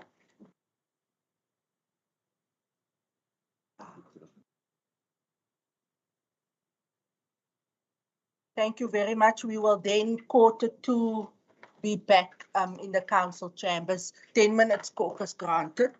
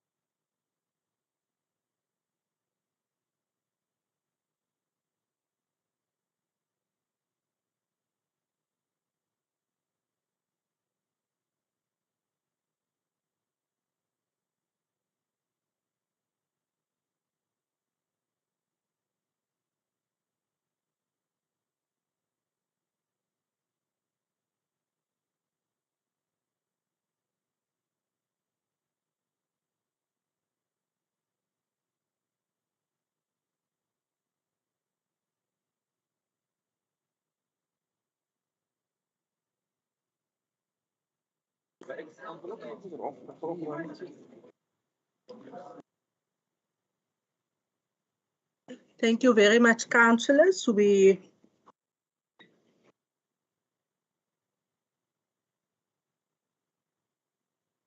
will now reconvene the council meeting. Can I get your attention for the executive mayor, please?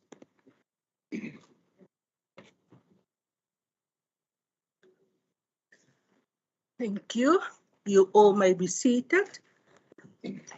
The whip of the Democratic Alliance called the caucus. Can you please just share your feedback? Thank you, Madam Speaker. Councillor, can you just pause for a second? Mr. Kutsia, can I please ask you to just in the committee room, all the opposition councillors who are now over their time, the Freedom Front, the ICOSA, the ICDP, and the Patriotic Alliance must please come into the council chambers with immediate effect. Thank you, Mr. Kutsia.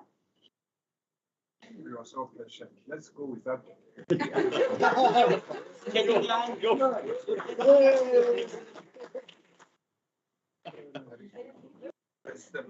Well done, West.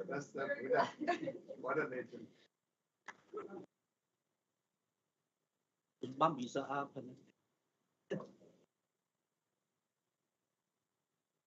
Thank you very much. Councillor Botha, you now may proceed. Thank you very much, Mr. Kutsia, for attending to that. Councillor Botha, you may proceed to address council. Thank you. Thank you, Madam Speaker. We'd then like to propose an amendment to the item currently before council. And we'd like to nominate Councillor Anton de la Main as the director, with Councillor Donovan Claassen as his secondary. Thank you very much. There's then an amendment to the recommendation. Is there a seconder for that proposal? Councillor Kutsia? I second the item as proposed by the Chief Whip. Thank you very much. Colleagues, we then have a proposer and a seconder with regards to this item. There is no counter proposal currently. There was questions of clarity. Councillor Kamfer, it's your last bite now. Then we will conclude this item. Speaker, I indicate to you that I got three questions. Yes, it's your last one now. Now the other one is a follow-up on the first one.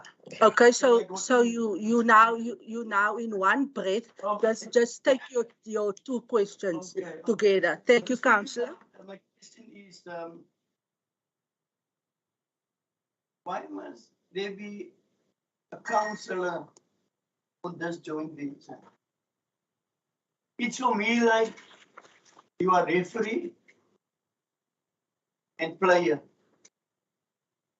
And that is to me, that this thing is a business venture, a business. People will make money. People will employ people to this.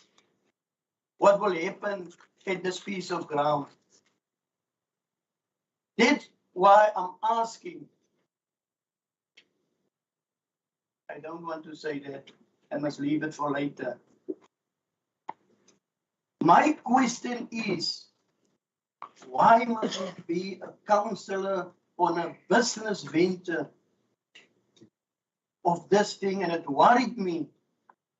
No matter, it's not about the name of the person, of the councillor, but I'm very worried of a councillor on this joint venture. Speaker. Thank you very much. So Councillor Kamfer is asking why a councillor representative must be part of this committee. Municipal Manager, Mr. Prince, can you please respond?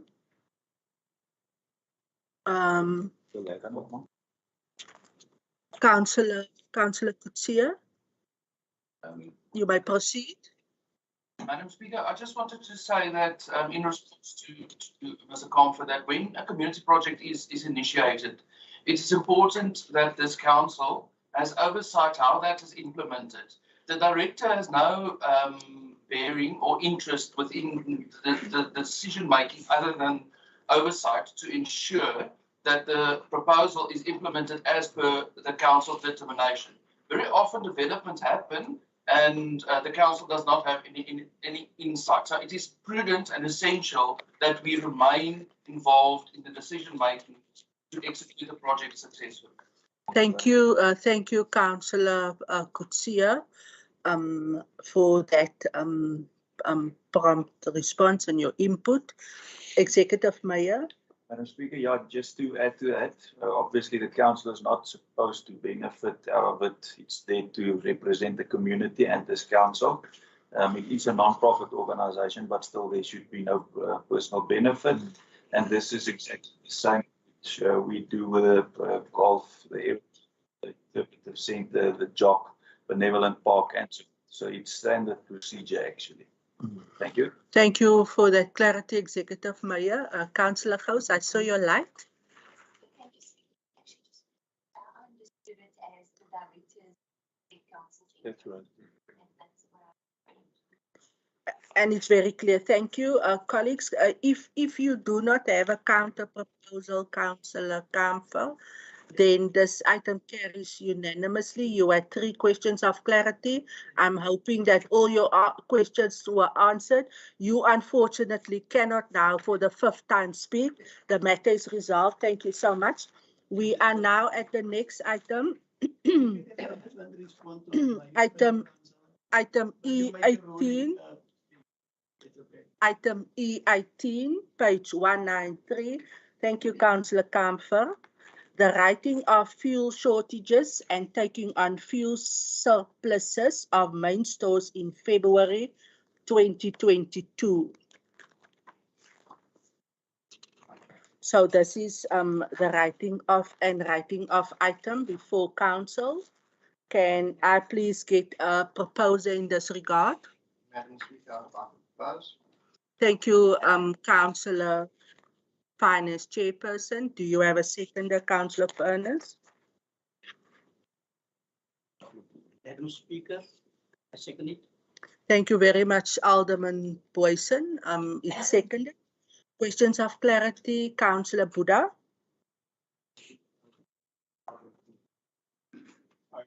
To take us through in this diagram.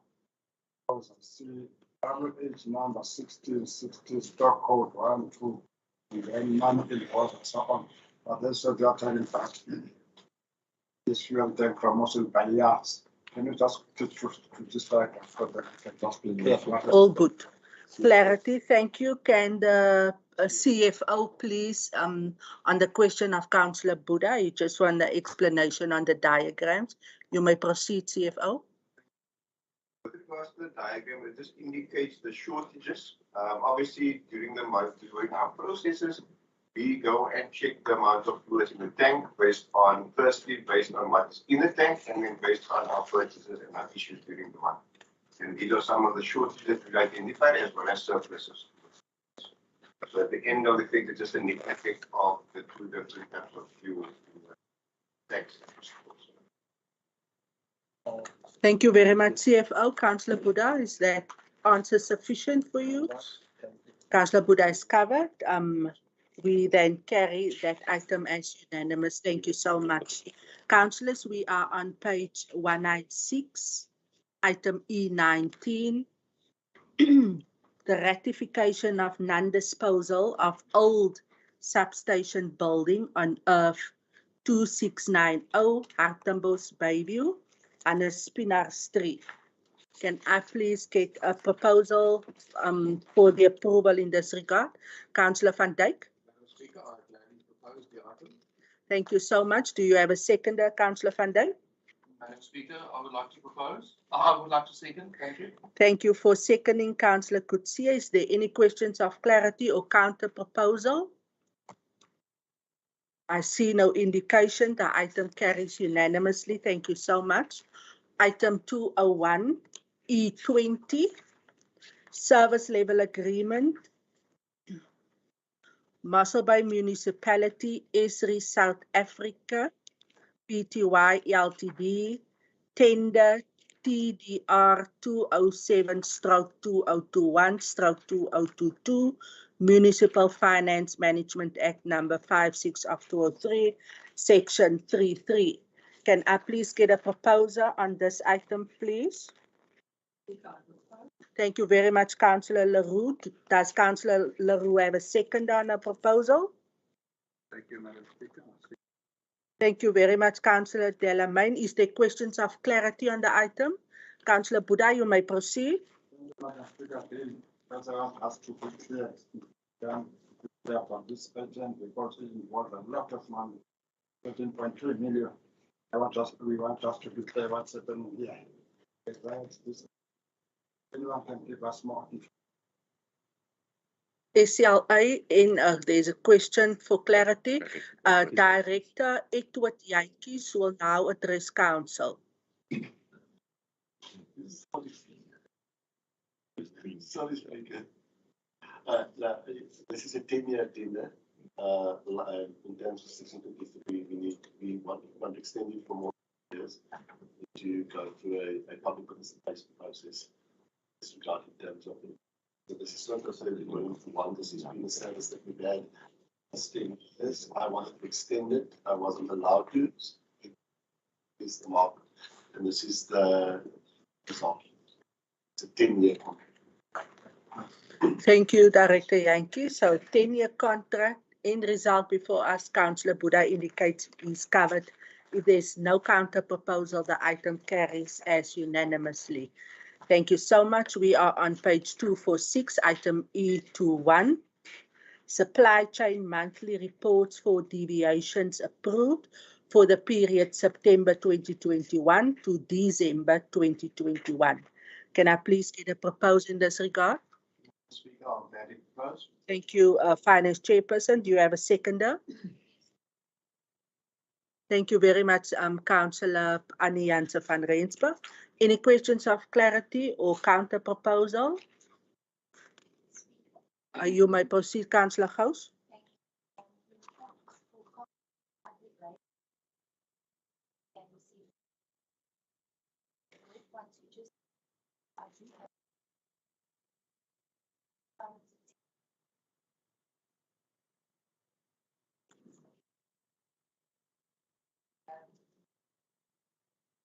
I understand these challenges. I understand these, bids that are given are in. My English is just the time frames. Sorry, English again, but my thing is that I think specifically with some of the tenders, the fact that they are only prepared, the specifications are only prepared by the new staffs. Shouldn't be like that. We should be preparing those specifications beforehand, that when the new year starts, we actually are ready to put out. That is just a small concern. I noticed that there has been a vast implementation step towards the Mossel advertiser. We had very many deviations. Tenders being. I didn't get a reason for why it was cancelled. Thank you.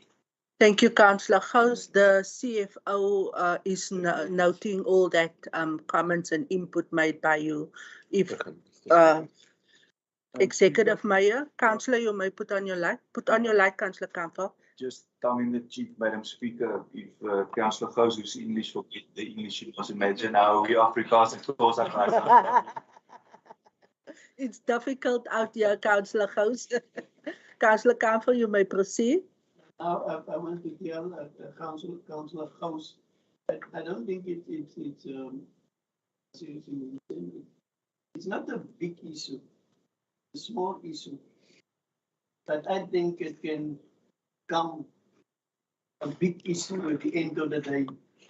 Because if you know you give out a tender for 4 years, you know exactly when is the date when this contract finishes. So I don't think that is excuse of him. I know the difficulties. I think everybody will know if a tender started today, they must end that day. So there's enough time to prepare for the NEPs. So I don't think it's something very, very, very serious, and we must see it like that, Amy. Take note. Thank you, Councillor Kamfer. Your input is noted. The item carries unanimously with the inputs made.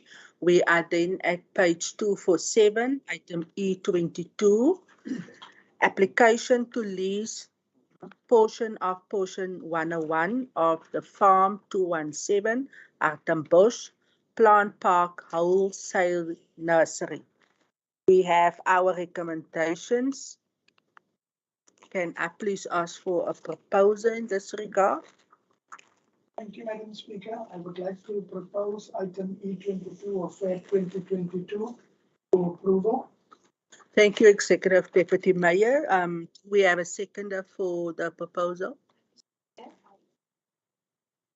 Thank you very much, Councillor Annie Jans van Rensburg. Is there any questions of clarity on this item? Councillor Mkontu, you may proceed. On this item, we as ANC, we have suggested that these things of not knowing or being in the councillor, not even have information about where is the land, what will be happening in this land. We have a proposal that we need to be informed in future.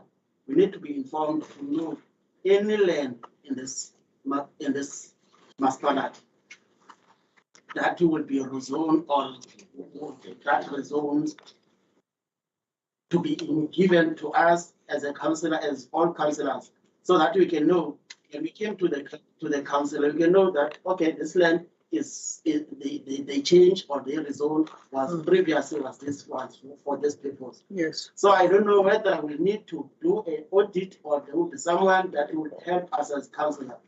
Because for now, it's only officials and people that will be in business or other people that will be having an understanding of the general land of this municipality. So I propose, we are not against, but we are propose that we need to be, as a councillor, supported to give more information. Thank you very much, Councillor Mkontu. Can you kindly switch off your light? So your proposal includes, like, for instance, a map attached to the item to give some clarification and etc. I think the director is noting that. Would you like to respond? Because it's just a request, Director Venter. Can we please give to Director Venter? Can we get the light for Director Venter, please? Hi, dankie. The committee agenda. Thank you very much for. It's more than just maps. Thank you very much. Are you comfortable with that response? Because director indicated, but for future purposes, the director and his department will ensure that when such items serve, because council, we must be reminded that all these items serve before the committees. And in the committees, there's a full agenda like the director indicated, and your question or request is noted and we will attend to it as such. Thank you, Councillor Mkontu. Councillor Buddha, then Councillor Kamfer, Councillor Porter, and then the Executive Deputy Mayor. Councillor Buddha. Thank you, Madam Speaker. Just to follow what the mic said, can this council maybe future from now onwards make a provision so that we can, all of us, the councillors, just visit all the pieces of land outside, all the portions, sort of a land committee, we walk around so that we know all the pieces of land. When they come here, this council will know exactly what the vision. For instance, I never been in Pendan, I never been in Assam. I want us to have a vision when we have a portion of land, we know exactly what is happening. I don't know whether the land which can lead us of municipality just can all of us, not only the committee. So that when it came here, we're talking about the land, we know exactly where it's cooking. Like even then have the right. You can't walk around with your hand and look at what over the pieces of land if the municipality say, oh, look. No, you can't walk around like a separate. All of us, so that we can go. When you come here, nobody is got a problem of the land. All of us, we know what is happening in Mossel, as we all know that we've got informal settlement, plus minus 28 informal structure in Mossel by the greater, and then we've got a shortage of land, so that we want to know the land. Particular the front line, all of this plus, we need. Thank you, Councillor Buddha. I can confirm that management is in the process of arranging and planning such a tour. There has been also some requests from other councillors. Councillor Gous also requested to visit housing projects. So that is being planned, and the municipal manager indicated that the schedule will be provided with the logistics. Thank you very much, Councillor Porter, and then Councillor Kamfer, the Executive Deputy Mayor. You may proceed, Councillor. Very quickly, thank you, Speaker. I just want to be excused for 2 minutes. You're welcome. Mr. Speaker, I agree with my fellow councillors who speak before me.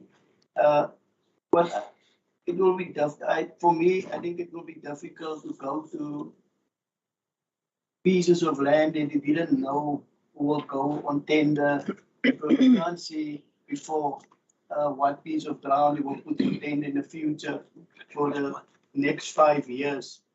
But what I will suggest from my side, if it's possible, because if I didn't like this come to the table of like a piece of ground. Yes. I just see the number or earth number or whatever. I don't know where the piece of ground is sitting.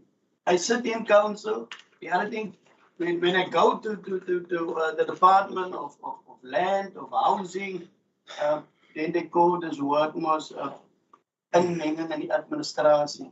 You know, most this thing they. So if they can give us at the end of the day, said if there's item like that we can see also where is the piece of ground and which area that it is. The other thing is what is very important. I want to ask through you to the MM and Director Finter. We would like that they must bring like a audit on all grounds for the last 15 years was giving to people. That we can know as a council, what is the balance between this ground, between rich and yes, council. And a few communities. Yes, a point of order. What? Can the whip have the light? Thank you, Madam Speaker. Just as of order, can we stick to the relevance of the item at hand, please? And not deviate into other matters which can be raised by written questions or put forward to council in another format. Thank you. Thank you very much, Councillor Kamfer. I think Councillor Mkontu and Councillor Buddha covered your concern, and we will deal with that with regards to ensuring that council knows when such item serves. There's a tour being planned, so the item on the agenda is then covered. We take note of your input. Thank you, Executive Deputy Mayor.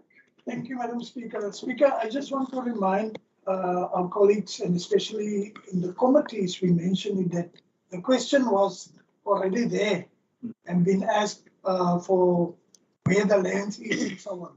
And we extend an invitation to our councillors to make contact with my office so that we can arrange that.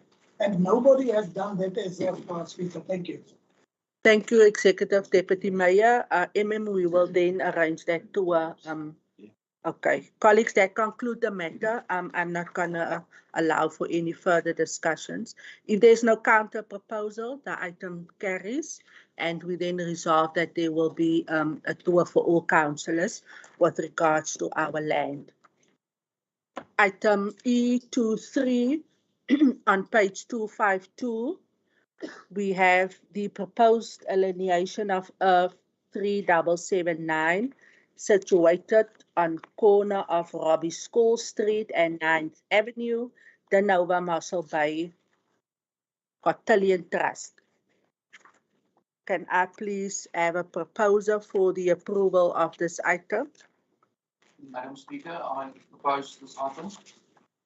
Thank you very much, Councillor Coetzee. Do we have a seconder for the proposal of Councillor Coetzee?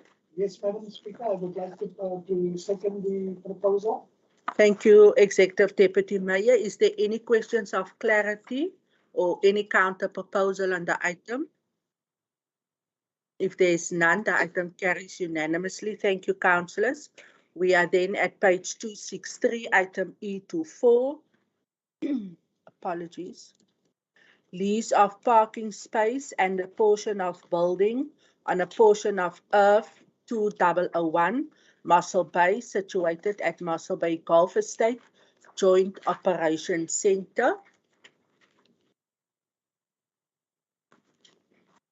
Speaker, I would gladly propose.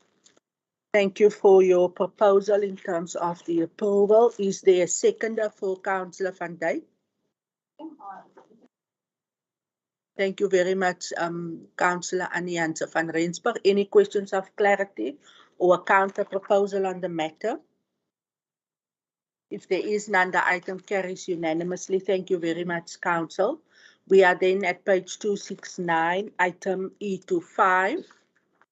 Proposed alienation of portion of Earth 8838 Mossel Bay, situated at Salmon Street, P. Jansen.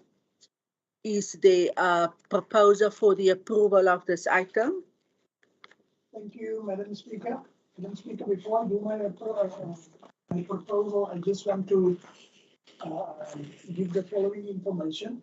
This piece of land has been used as a alley, and there's from a cry out from our communities to close down these alleys because of criminal activities and safety. The municipality decided to do away with these kind of alleys and close it then. Now there's two neighbors on each side of this piece, which both is interested in it. So with the recommendation, Speaker, we just want to add the following, and it will read as such, that there will be consultation with both neighbors of the said land and the report back before the next item to council. With that, Speaker, I would like to propose item E25 for approval. Thank you, Executive Deputy Mayor. There is then a proposal with amendments to the recommendation. Is there a seconder for that proposal? Thank you, Madam Speaker. I will second for the.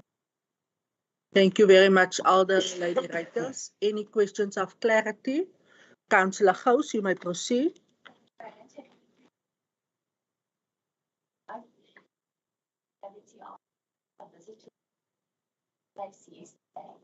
And the neighbour that has not applied to the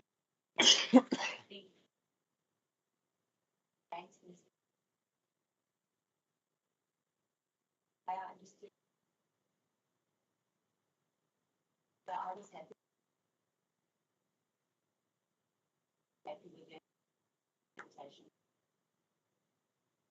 Thank you very much, Councillor Gous. Councillor Porter. Thank you, Speaker. Hence, mine is just to have clarity in terms of the addition to the item. When we are saying that we want to have, or we will have consultation with both parties, assume consultation is to inform the other party that my colleague, Councillor Gous, has alluded to. Just to inform him that this is the situation. Is that correct? Yes. That there's an application and it's been endorsed by the council. That is correct. Councillor Porter, the municipal manager, also confirms that. Are you covered with the response? Thank you so much. If there is no counter proposal, then this item carries. Thank you. We are then at page 274, item E26. Proposed alienation of a portion of earth 6742 Kwanngaba situated at Zati Street by means of the tender process. Can I get a proposer for this item, please? Councillor Porter, I see your light. Are you proposing? I assume so. Thank you. Do we have a proposer? Yes, Speaker. The item 826 or 2022, Speaker, I propose that. Thank you very much, Councillor Mbumbu. Is there a seconder for Councillor Mbumbu's proposal? Mr. Speaker, I second him. Thank you very much, Alderman Boyson. Do we have questions of clarity or any counter proposal? Councillor Gous, I see your light. Councillor Kontu, you right after Councillor Gous. You may proceed, Councillor Gous. I did raise several questions, received answers. My concern regarding this item was the damage to a public building and the loss to the municipality of the property. And looking at how the whole thing develops, the person never brings into a contract with the municipality, but never ever paid rental. They were given a final demand months after the rental agreement started. My concern, looking what's happened has happened. We've suffered the damage to the municipality. But how do we prevent this from happening in the future? What process can we put in place? Because the damage occurred because the person that was in contact with the municipality vacated the premises without our knowledge, and then the damage occurred.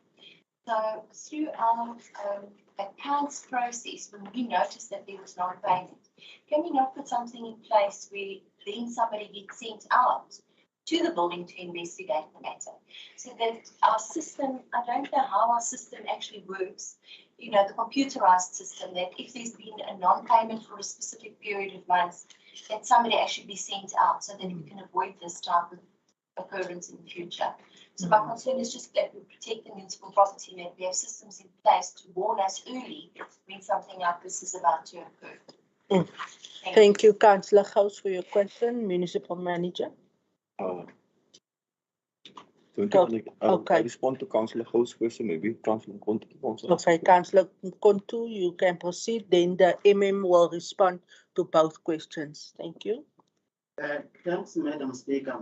On this item, I would like to say, as the ward councillor of that area and ANC, and we as ANC do not agree with this item.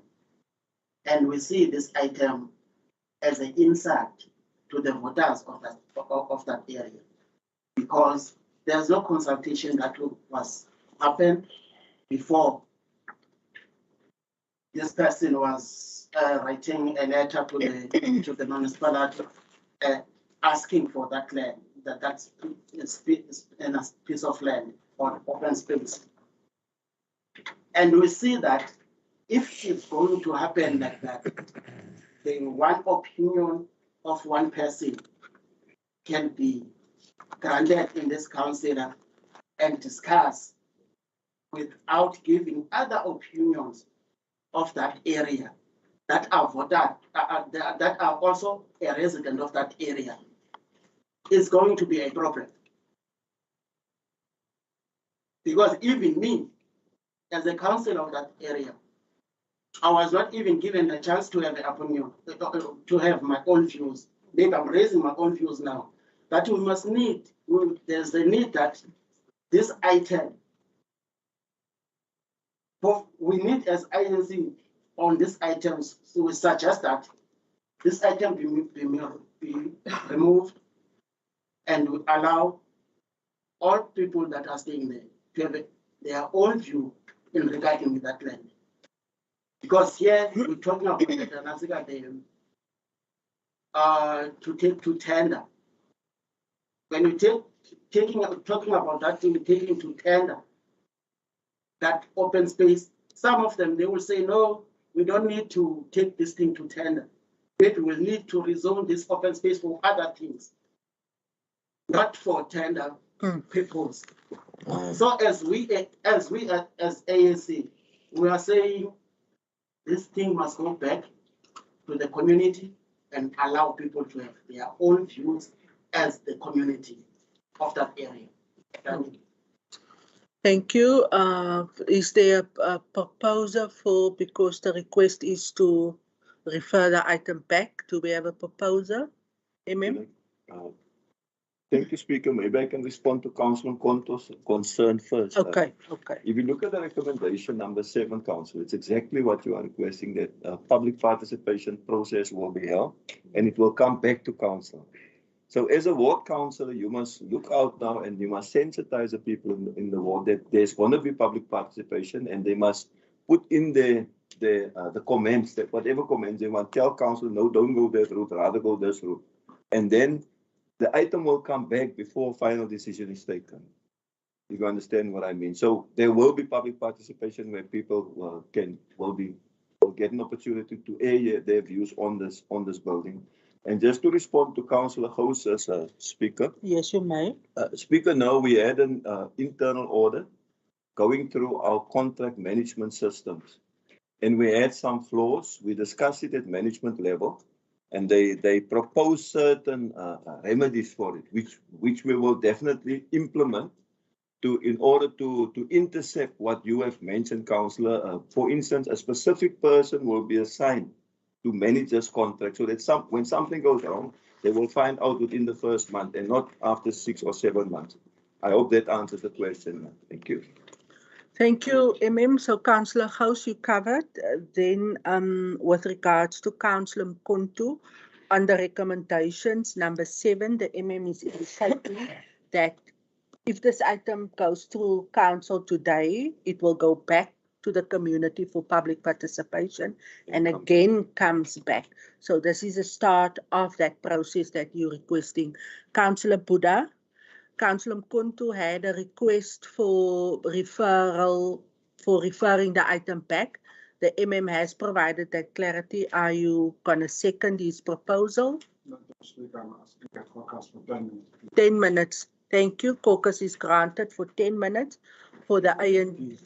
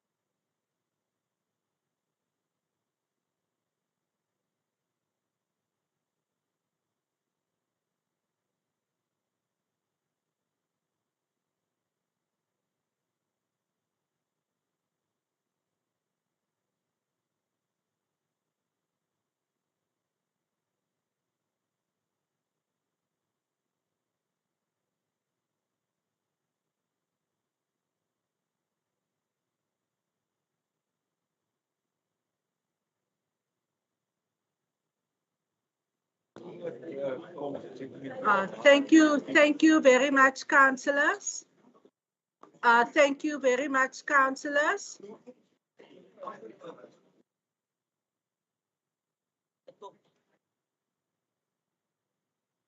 Thank you very much, councillors. You all may be seated. We will now reconvene with our meeting. The ANC has entered the council chambers. They've requested a caucus, and I will now ask the whip of the ANC to just address council with feedback. Thank you so much. Councillor Buddha, you may proceed.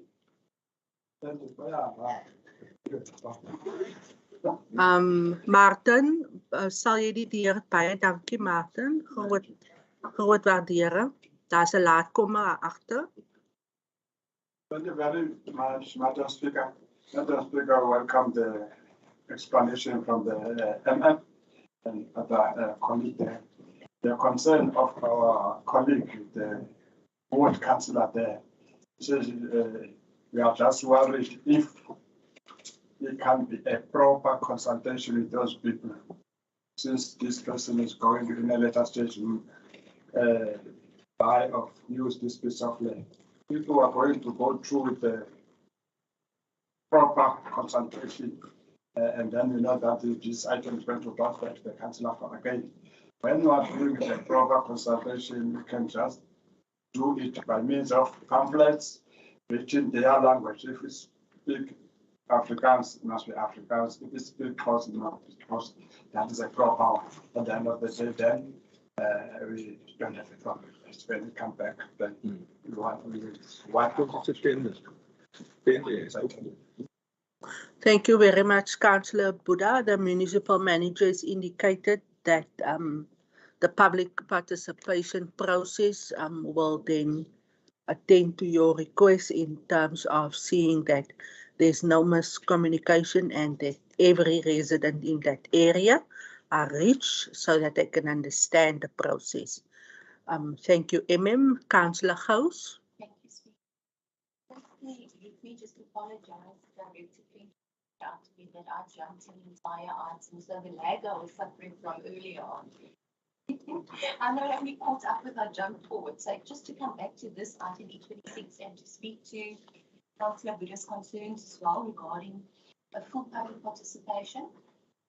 Council will recall I have in the past requested that when items land goes for tender to be alienated by sale or by tender, that we put a board up on the actual piece of land with a notice, so that people in the area are made aware of that specific. Because when it appears in the newspaper, it says earth number something, and that's irrelevant to most of us. Nobody knows what that is.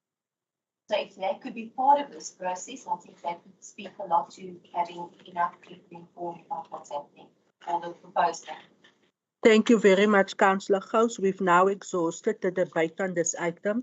It's clear that the process in terms of the public participation will be followed, and that all means and avenues will be explored so that the residents of Ward 15, is it Ward 15, are included.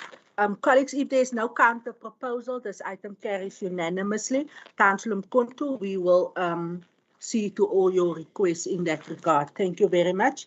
We are then at page 278, item E27, the alienation of Earth 13199, situated at Terence Ndanda Street, Joe Slowell, Mossel Bay, by the means of a tender process. Can I please have a proposal in this regard?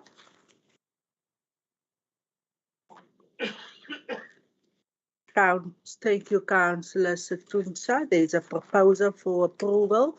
Do we have a seconder? Councillor Van Dijk, thank you very much. Questions of clarity? Councillor Buddha? Thank you, Madam Speaker. I'm amazed, Madam Speaker. I'm staying there while they are proposing there. Madam Speaker, I see here that there's the public processing was followed, and then I don't know about Mr. Mpo, for who's that.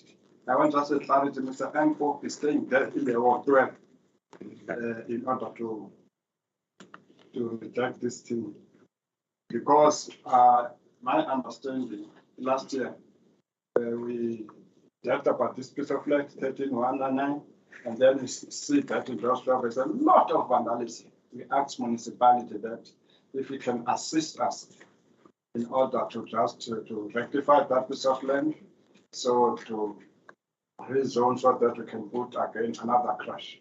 That's why it's here in the tender process now. I don't know, Mr. Mpofu, where he's staying on that. That is my problem. I don't know where he stayed or he stayed. Thank you, Councillor. There is a question if the applicant is a resident of the ward, a municipal manager. Speaker, no, I don't. Mr. Mpofu is a male nurse, or used to be a male nurse at the hospital for many years. He came to see me once, and he was burdened for the people of Doslovo, and he wanted to do something for the community there. And then he was referring to this. This is the exact land where the crash used to be, Councillor Buddha. That a few years later, we had a project with the festival, and we upgraded that crash there. And I found out at that stage that this piece of land will be going out on tender soon, and I advised him to look out for it and to make a proposal. I think that is what happened here. Unfortunately, he made a proposal, but as you can read here, it was unclear, and it seems as if he doesn't have funding. But I don't think he's staying in those levels. But he wanted to do something for the community. If that answers your question. Thank you for the clarity, Councillor Buddha. Do you have a counter proposal then? I said that the future now is a good thing. How to help the what drive. In future, when you want to come to the you must accompany. Thank you. The ward councillor has spoken. Thank you, That's a request from the ward councillor.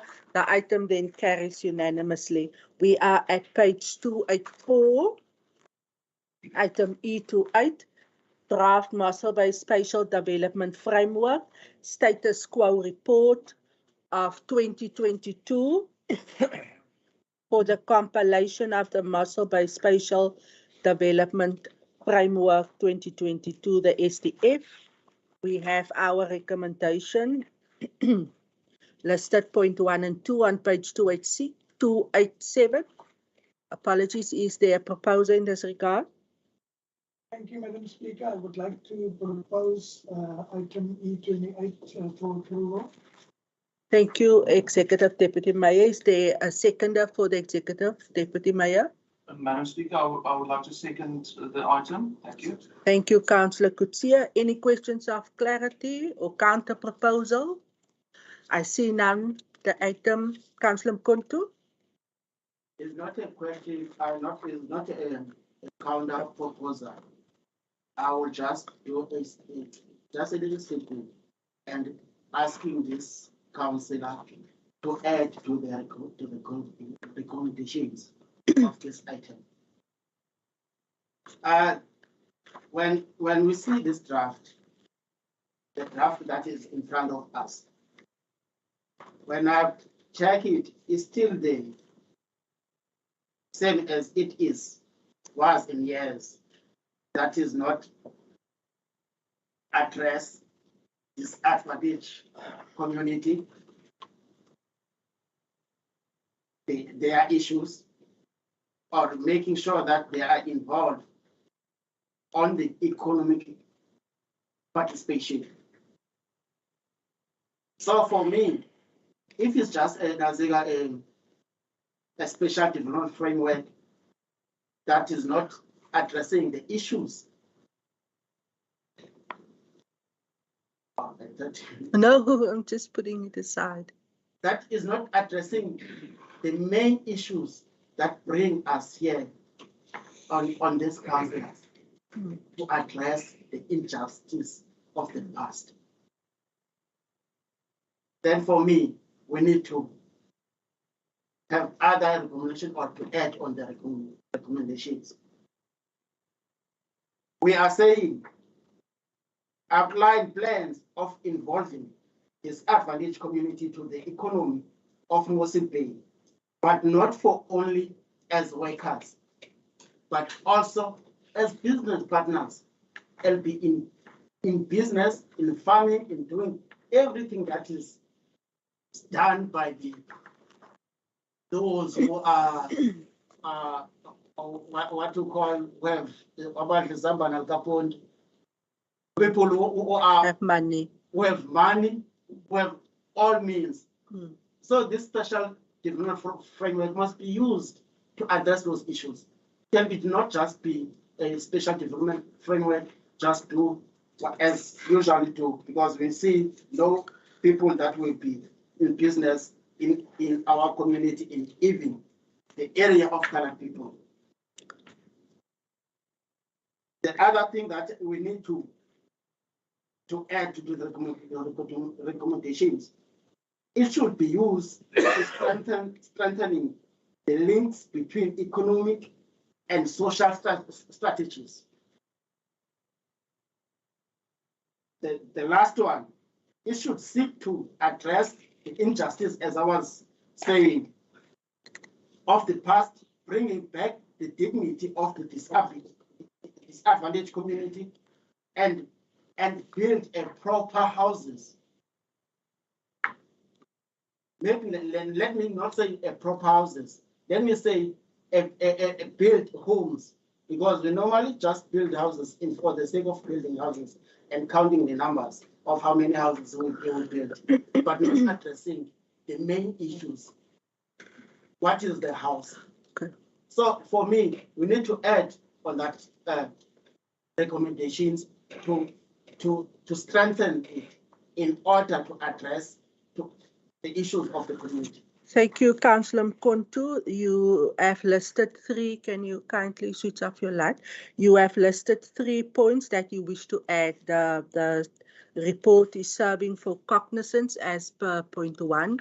Executive Deputy Mayor, you were the proposer. There is a request to add three additions to your recommendation in terms of what Councillor Mkontu raised. Can I just get an indication? Are you comfortable with that? Or can we just, take that as input in terms of the request that the spatial development framework speak to the economic inclusiveness that the councillor raised? Before you respond, Director Venter. On page 18 of a document that Mossel distributed. Yes. States here spatial justice and ensure redress in terms of access to the economic location of benefits that the country and its 30,000 rural areas offer, including well-affected, including previously excluded economy. That is from the national spatial development, and it's also found its way in the provincial as well as, but even the current spatial development framework. Also, that is why we have, for instance, the Mayakali Pleasing Plan is exactly to create economic and the development of the beehives, which is also now happening in young Mayakali state. But the spatial development framework is not only for the investment or government, either the various spheres of government or NGOs, it's also for the private sector. So through your spatial framework, once it's adopted by council, you actually give a spatial framework for your business people to invest. For instance, the whole Mayakali state, also just as an example, has been earmarked as one of the business area. So we need the private people, the landowners in Mayakali state, come to the fore and make use of it, which is like we are actually doing currently, so which is a good thing. But yes, I cannot concur more with what the councillor said, and that is exactly what we are doing in the spatial development framework. Just note also, Speaker, this is only a status quo report. That's so correct. It does not yet give a full picture to council in terms of the final recommendations and proposals. That is to follow in together with the draft IDP that will be presented to council at the end of it. Thank you very much, Director Venter. I think you comprehensively responded to the councillor. Councillor Mkontu, so at this point, your recommendations that you or the input to the recommendations are noted because as Director Venter explained, it is covered, it's on the pillars. This the SDF is exactly built on the pillars of what you have raised, so there's no need for the proposer then to add those additions. Very good points raised by yourself. Director Venter confirmed. I also concur that that is what our spatial development framework should speak to. And we appreciate that input raised by you. If there's no other Executive Mayor. Speaker, thank you. No, I think also it's proper inputs, and like we've heard, that is exactly what the process envisage. So I think when we take part in this process, that it's not only words, but that we also, that's our inputs, and that our inputs that we give is based exactly on that as we go through this process. And then I can just maybe announce while I'm on the floor, Speaker, that war started in Europe, unfortunately, between Russia and Ukraine. So it's a sad day. And I think we need to keep every person who's involved in this mess in our prayers. And yeah, I'm very fortunate and happy that I can stay in South Africa, where we also went through our different difficulties and differences. As we've discussed now, we still need to work to resolve some of the issues, but that we're not busy shooting each other. So I think we've got a lot to be very thankful for, and we pray for those people involved in that crisis. Thank you, Executive Mayor. We note that very disturbing news, and we will also pray for those respective countries. Councillor Mkontu, you covered. I'm fully covered as the Speaker, as the Mayor, as saying that it would be not just a lip service, it would be a real service. Thank you, and your input was much valuable. Speaker. Yes. Mr. Speaker, I just want to understand what Director Venter is saying.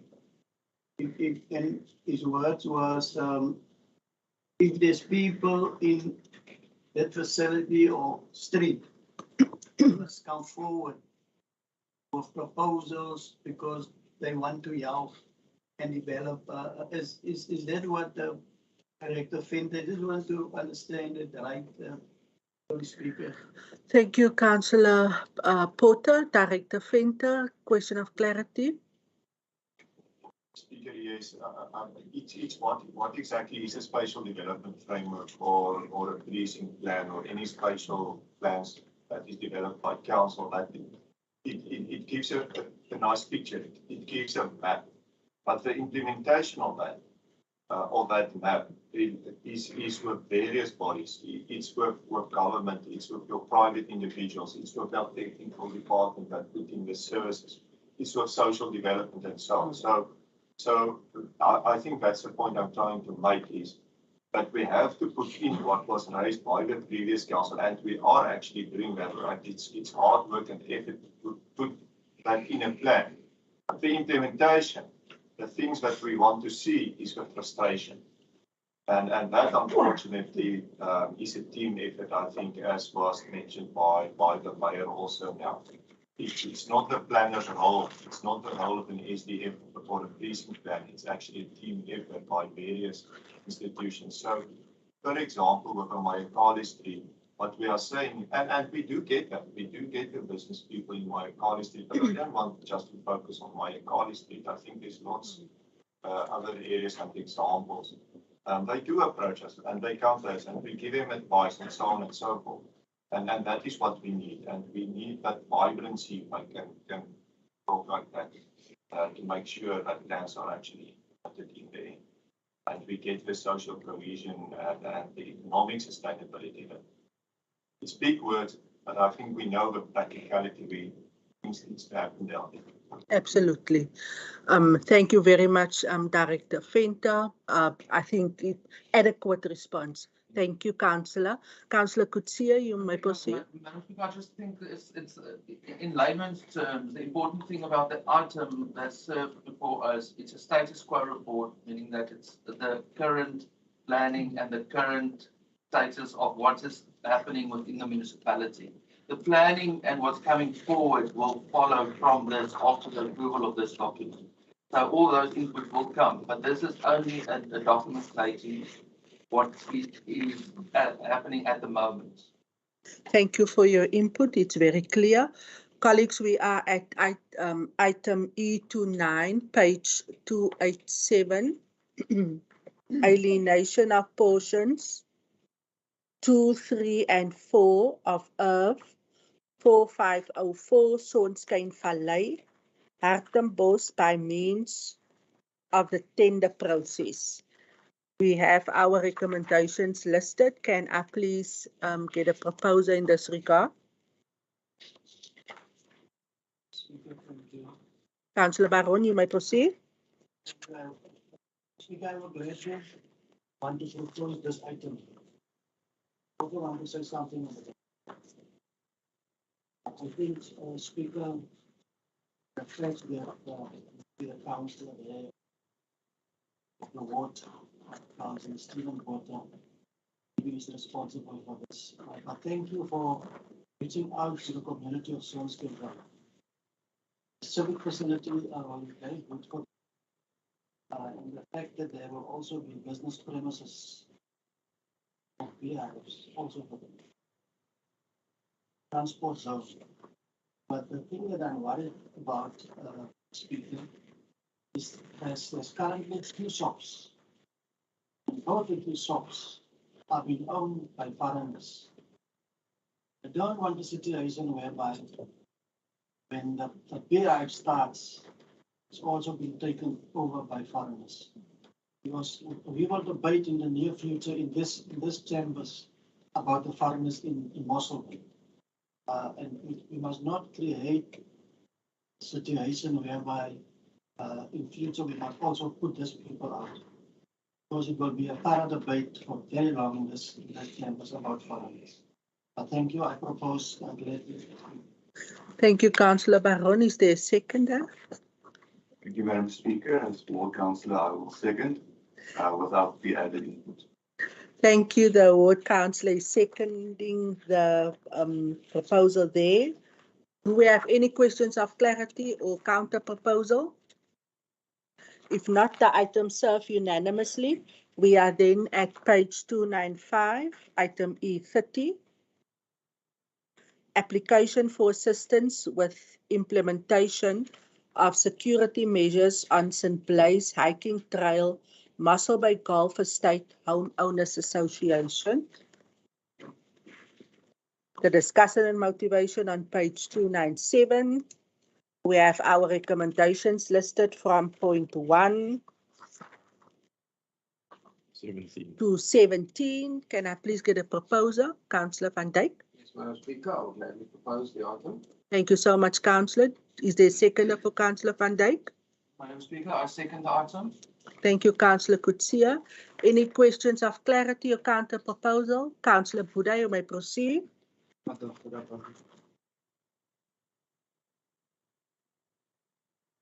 to be clear, this year in Mossel Bay particularly, it comes so hard. Even there in our area, we find that the people during night so about 6, 7, they go down to go for the goat hunting for. I said, where are you going? Later on, it seems to me they are still things there. They can identify if the house is a visitor. Nobody inside. Now we put camera, and then you can just assure that, you know, camera in Louis Ford, put camera, both estates.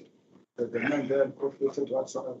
I want us to know this camera, they are helping us. When somebody reflect, like a speed trap, they help us. Maybe we are catching the people put in jail. They are not helping us. This camera is put in jail. Thank you very much. There is a question. Will Councillor Van Dijk, as Chairperson of Safety, will respond? You may, Councillor. For allowing, and thank you, Councillor, for the request or the question. Yes, certainly the cameras have a deterrent role and it plays a proactive role in managing specific aspects. That's the first aspect I'd like to highlight. Secondly, we're busy proposing to extend the infrastructure So we are trying to create structures with people that can afford to place the structure so we can roll it out to other areas that may not be able to afford it. So what is actually happening in this instance is we're getting businesses or business estates to assist us to roll out the infrastructure so we can create more infrastructure to the extent that we would like it. I think the point that we are missing here, and I've had questions on this as well, is that we're also protecting the tourism route, which is not costing us anything. So we're getting the benefit of making sure that the St. Blaise route is effectively covered. So I can just maybe say that in the last week, Madam Speaker, is that we've managed to obtain 5 million rands worth of pledges from people across Mossel Bay to ensure that the business starts investing in certain areas. So we need everybody to work on this. It is a long-term goal, so we are working on all areas. But we must just be patient. All the infrastructure currently belongs to specific neighborhood watches, and we need to ask and also fill on the gaps in terms of where we do not have infrastructure. And it's a costly exercise. Councillor Van Dijk and Councillor Buddha ask if it is effective. Do you know, perpetrators, are they being caught? Are they put to jail? Can you just respond to that? Thank you, Chair. Thank you, Madam Speaker, for reminding. Yes, certainly it is. There's a lot of use being made by the South African Police Service, which takes specific requests to the current command centre, which in future would help a lot more when we have a structured control centre, which you will be able to see tomorrow, where specific reference is made to inquiries. So many inquiries have been listed and many inquiries have been solved with regards to either footage and or proactive measures. Thank you very much, Executive Mayor. Are you covered? Thanks, Councillor Buddha. Executive Mayor. Speaker, yeah, okay, maybe we can obviously discuss it more at the visit. This is only the years of the hippopotamus. We more than 5 years behind, I think. Yes, there is some successes, but I don't think we know where we should supposed to be and where we're planning to be, because the cameras are not manned 24 hours a day already. So that's what we envisage to get there. What's happening here is we get the private sector, they invest in areas where we will never have. We don't have R1 million. Yes, it's going to cost us 200,000 rand to put up the pole and 400 to 500 electricity a month. But we will never have R1 million to erect that cameras to look after tourists. We just don't have higher priorities in Mossel Bay. Obviously, they're going to benefit, so they will also on their perimeter, they're going to have cameras and we can use it because what's it word about that? Condition. The condition is that this must be overlooking the tourist route, and the added benefit for them is safety. So yes, it's a luxury, but obviously the bigger picture is to get tourists in our town. They must feel safe so that we can generate money out of them, that we can take their money when they come here with a purse full of dollars or yen or whatever, and so on. But this gives us the opportunity to spend our ratepayers' money where it's necessary, and we're not there yet. We have not even actually started. All the infrastructure at this stage is neighborhood watches and private sector. Obviously, this is not our function, so we need to navigate and see how we can get our players to help. But the other way might be to look at the ward discretionary funds that we allocate money to each and every ward, and that from the municipality side that we try to start also with a rollout of cameras. But the big obstacle is going to be, how do we get cameras all over town?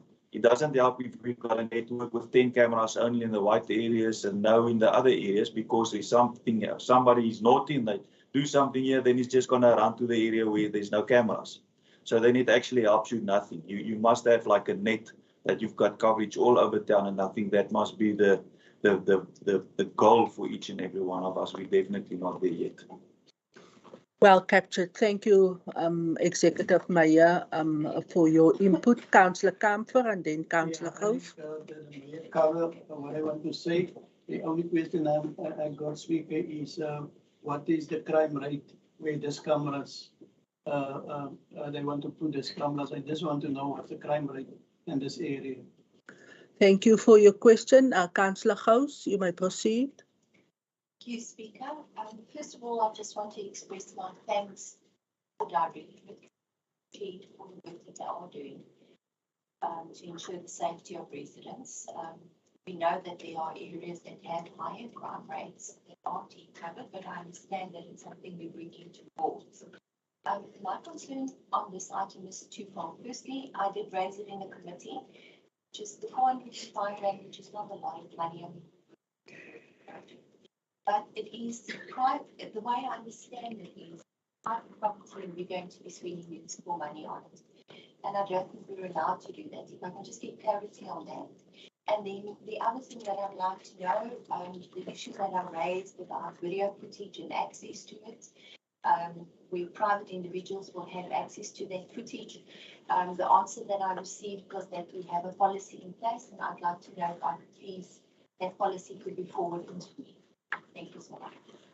Thank you. There are 3 questions from Councillor Kamfer and Councillor Gous, Chairperson.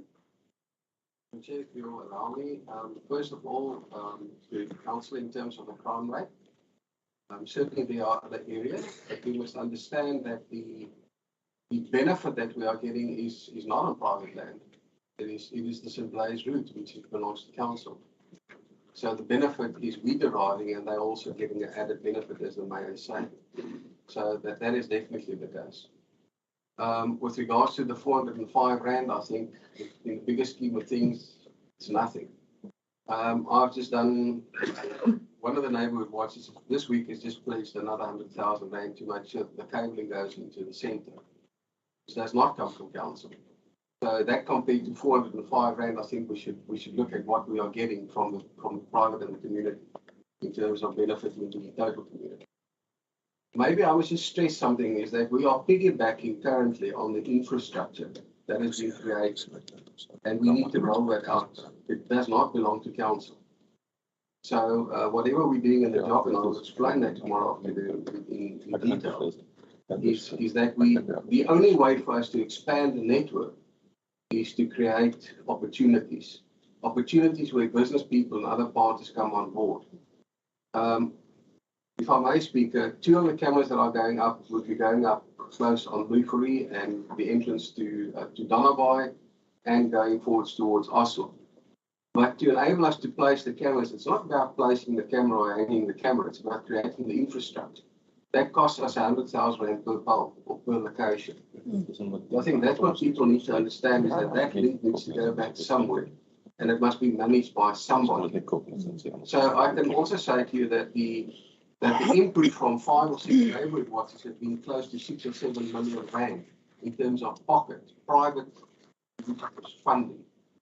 So we shouldn't be quarreling about where we are applying it.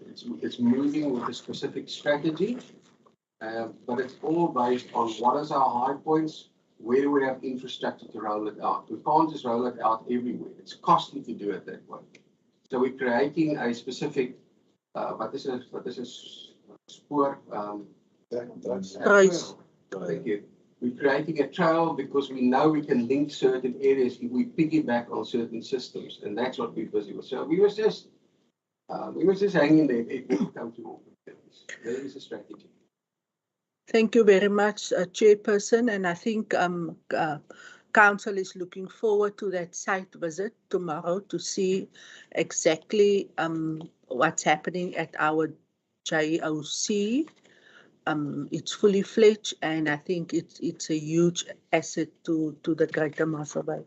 The Executive Mayor has got his light on. Councillor Kamfer, do you have a follow-up question? Yes. Madam Speaker, as you can see, the item they're standing, the Mossel Bay Golf Estate homeowners. They staying was at the golf. Homeowners Association, yes. So we can argue here today all day, but they will benefit from the cameras coming up at the tiling. As the mayor said, we mustn't create something that people say, but it look like now the safety of white people, like the mayor said, that it's more important than our areas. So I just want to state like this one, and we don't want us to argue on that. That people will benefit from the cameras coming up at the St. Blaise hiking trail. Thank you, Councillor. Mayor. I think, yeah, that's obviously the case. That's why they're spending R1 million. So definitely they will benefit. I don't think that's anybody's disputing that. The added benefit is that we're getting cameras on a tourist route that is not on our land.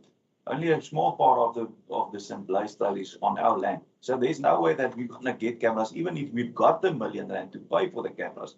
We're not allowed to erect it there. Then the other one is, the other point is just in terms of the electricity cost.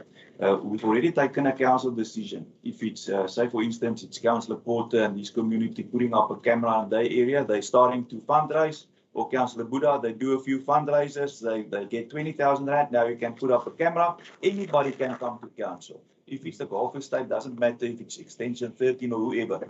They will come to council, and we will assist, and we're going to pay that electricity for the camera. We already took that council decision.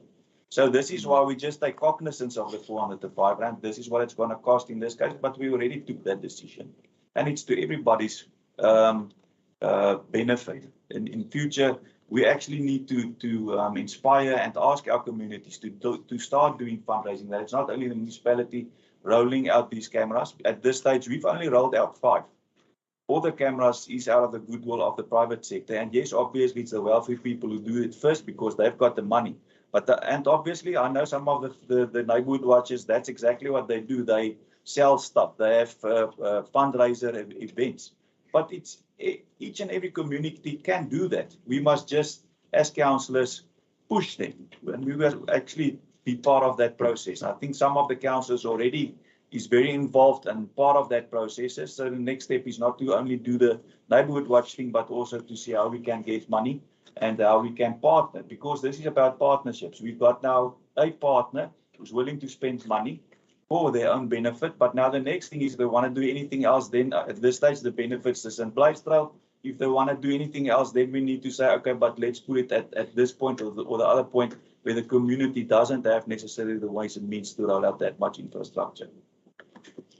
Thank you, Executive Mayor. We have now exhausted that debate in terms of how we're going to move forward. But the item that is serving in front of us is an application by the Home Owners Association of the Golf Estate. If there's no counter proposal, this item carries with all the inputs made, taking note of. Thank you so much.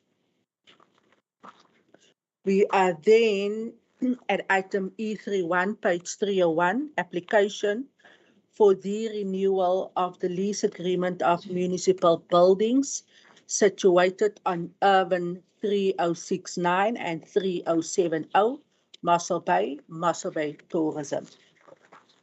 We have our recommendation. Can I get a proposal in this regard, please? Madam Speaker, can I please propose? Thank you, Councillor Furness. Is there a seconder for Councillor Furness' proposal? Yes, Madam Speaker, I will second the proposal. Thank you, Executive Deputy Mayor. Is there any questions of clarity or counter proposal? Councillor Gous, you may proceed. The erection of this beginning stages already. And it's now to account that it's not going to be Next item. Councillor Gous, we now at the tourism item. Yeah. Tired. Thank you. If there's no counter proposal, then item E31 carries unanimously. We are then at item E32, page 306, approval tender process for renting out commercial outdoor advertising space for billboards in Mossel Bay on municipal property. Can I get a proposal for approval in this regard, please? Thank you, Speaker. I would like to propose item E32 for acceptance. Thank you, Executive Deputy Mayor. We have a seconder for the Deputy Mayor's proposal? Yeah, I second that item. Thank you, Councillor Annie Janse van Rensburg. Councillor Gous, over to you. Thank you, Speaker. What I've already said, that's. And then I want to know, I understand there has been some development of the. Have we considered that it might be a while to not, or have we already money, then it's viable now to stop? To understand what I'm saying. We can just get clarity on that. Thank you. Thank you very much, Director Venter. We started the specifications of a specific project way before the close of a financial year. So yeah, due to that, the billboard is already erected. Yeah. Thank you, Director Venter. Councillor Gous, you covered. I see the light of the mayor. You may proceed, Mayor. Speaker, yeah, thank you. Now, I also took a draft, and the board is nicely very visible without having to cut any trees. I was so I took note of that. At this stage, I think we're doing too little to see how we can generate extra income streams. And all we say is, oh, we've got the shortage. You, the property owner, just buy more. It's easy as that. So I think it's our responsibility. And this is only something small. It's not going to generate a lot of money, but I think it's the first step. Obviously, at this stage, we're trying to benefit local businesses, and that's maybe why we don't get the amount of money we want and so forth. I think if we throw it open, we will get a national person who would like to advertise quicker or easier and so on. But I think, yes, I think the process can be criticized and it do cost money. But the long term, it's a solid structure. It's going to last for, I think, at least 20 to 30 years. It's been well built and so on. So yeah, the trick is now to start generating money out of the thing and so on. I think this was just a little project. Yes, obviously our core function is to see how we can deliver services, but we must see how we can alleviate the pressure on the ratepayer as well. We see now that what barrel of oil going over $100 this morning. That's going to mean increases of electricity.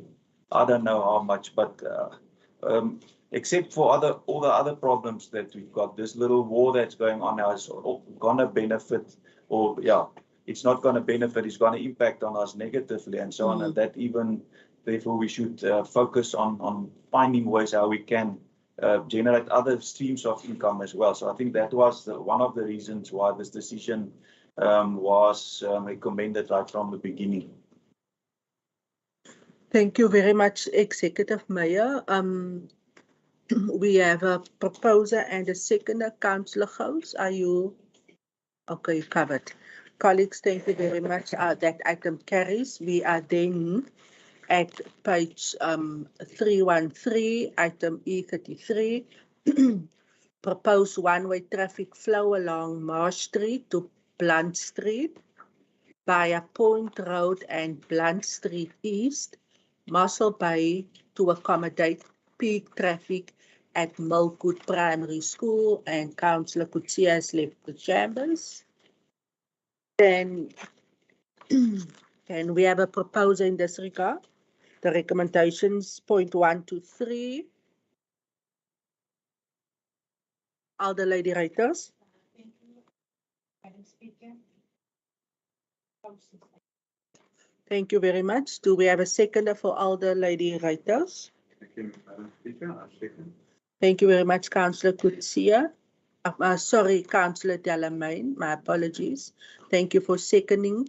Is there any questions of clarity or counter proposal? Okay. Everyone has also received the map. Thank you, Director Naidu. Councillor Kamfer, question of clarity? Speaker, no, it's not. It's I want to. It's the same situation as what happened at Gardner at Milkwood Primary. Is happened at Saubra High School every day. It's really a mess when you go between 2 and 2:30. I bring it under attention of the chairperson.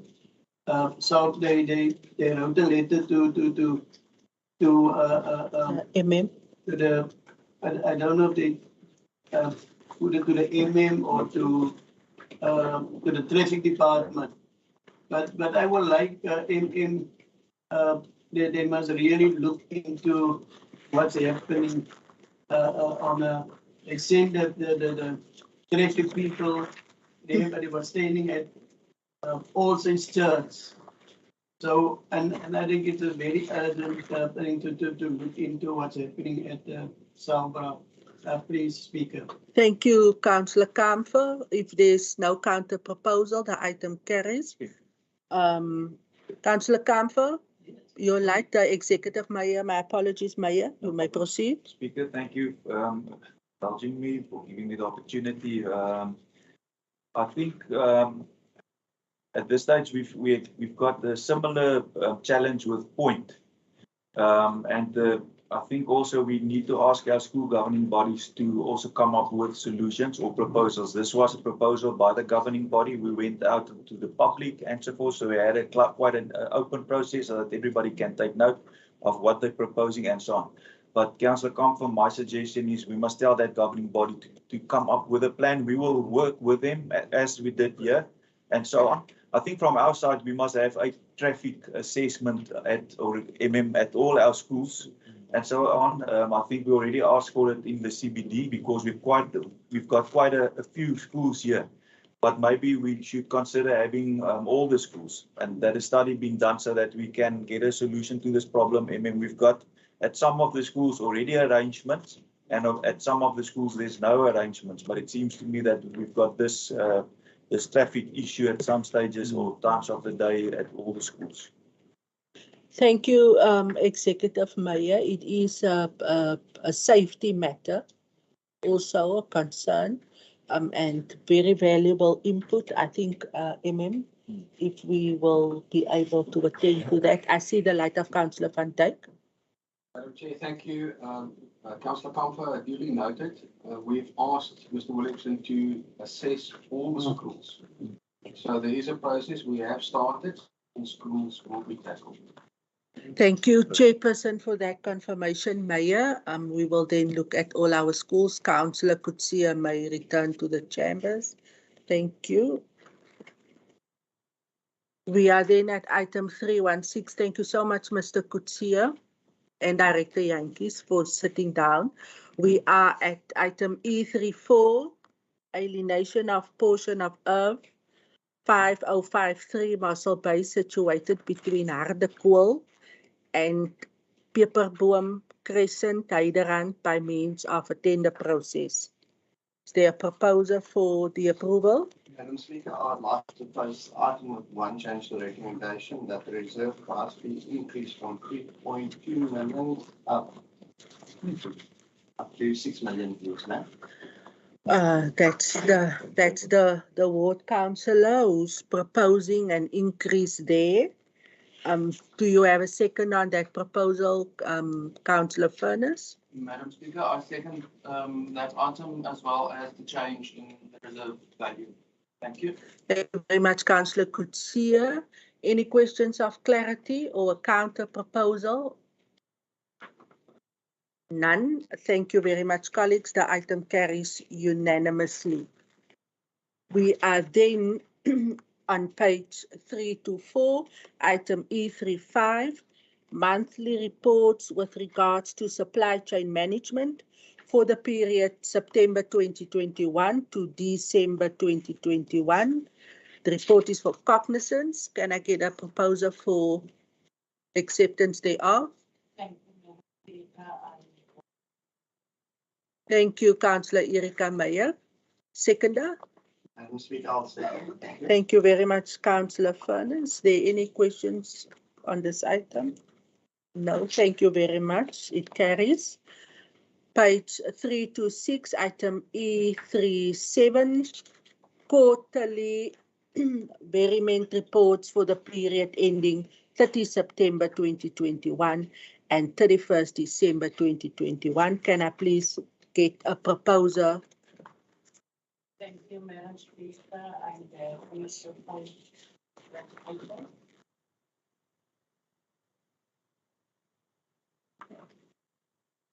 Councillors, my apology. I have missed item E36. Ja, it's a marathon hier vandag. Apologies for that mistake. Colleagues, I'm bringing you back. We're on page 3 to 5. Item E36, the quarterly reports from supply chain management as at 30 September 2021 and 31 December 2021. Do we have a proposer? Councillor Meyer. Thank you so much. Seconder for that report. Madam Speaker, thank you. I will second it. Thank you very much, Councillor Furness. We are then item E37. Can I get a proposer as per the recommendation? Quarterly variement reports for the period ending 30 September 2021 and 31 December. Councillor Furness. Thank you so much. Do we have a seconder for that proposal? Second. Thank you very much, Councillor Barker. We are then at item E38, the Wolverdans landslip report. We have our recommendations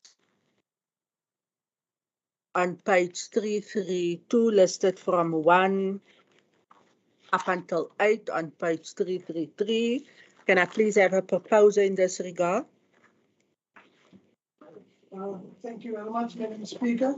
Madam Speaker, I would like to thank our executive mayor, our ward councillor in Ward 14, Councillor Donovan Claassen, the MM, Mr. Naidoo, all other relevant officials and partakers of the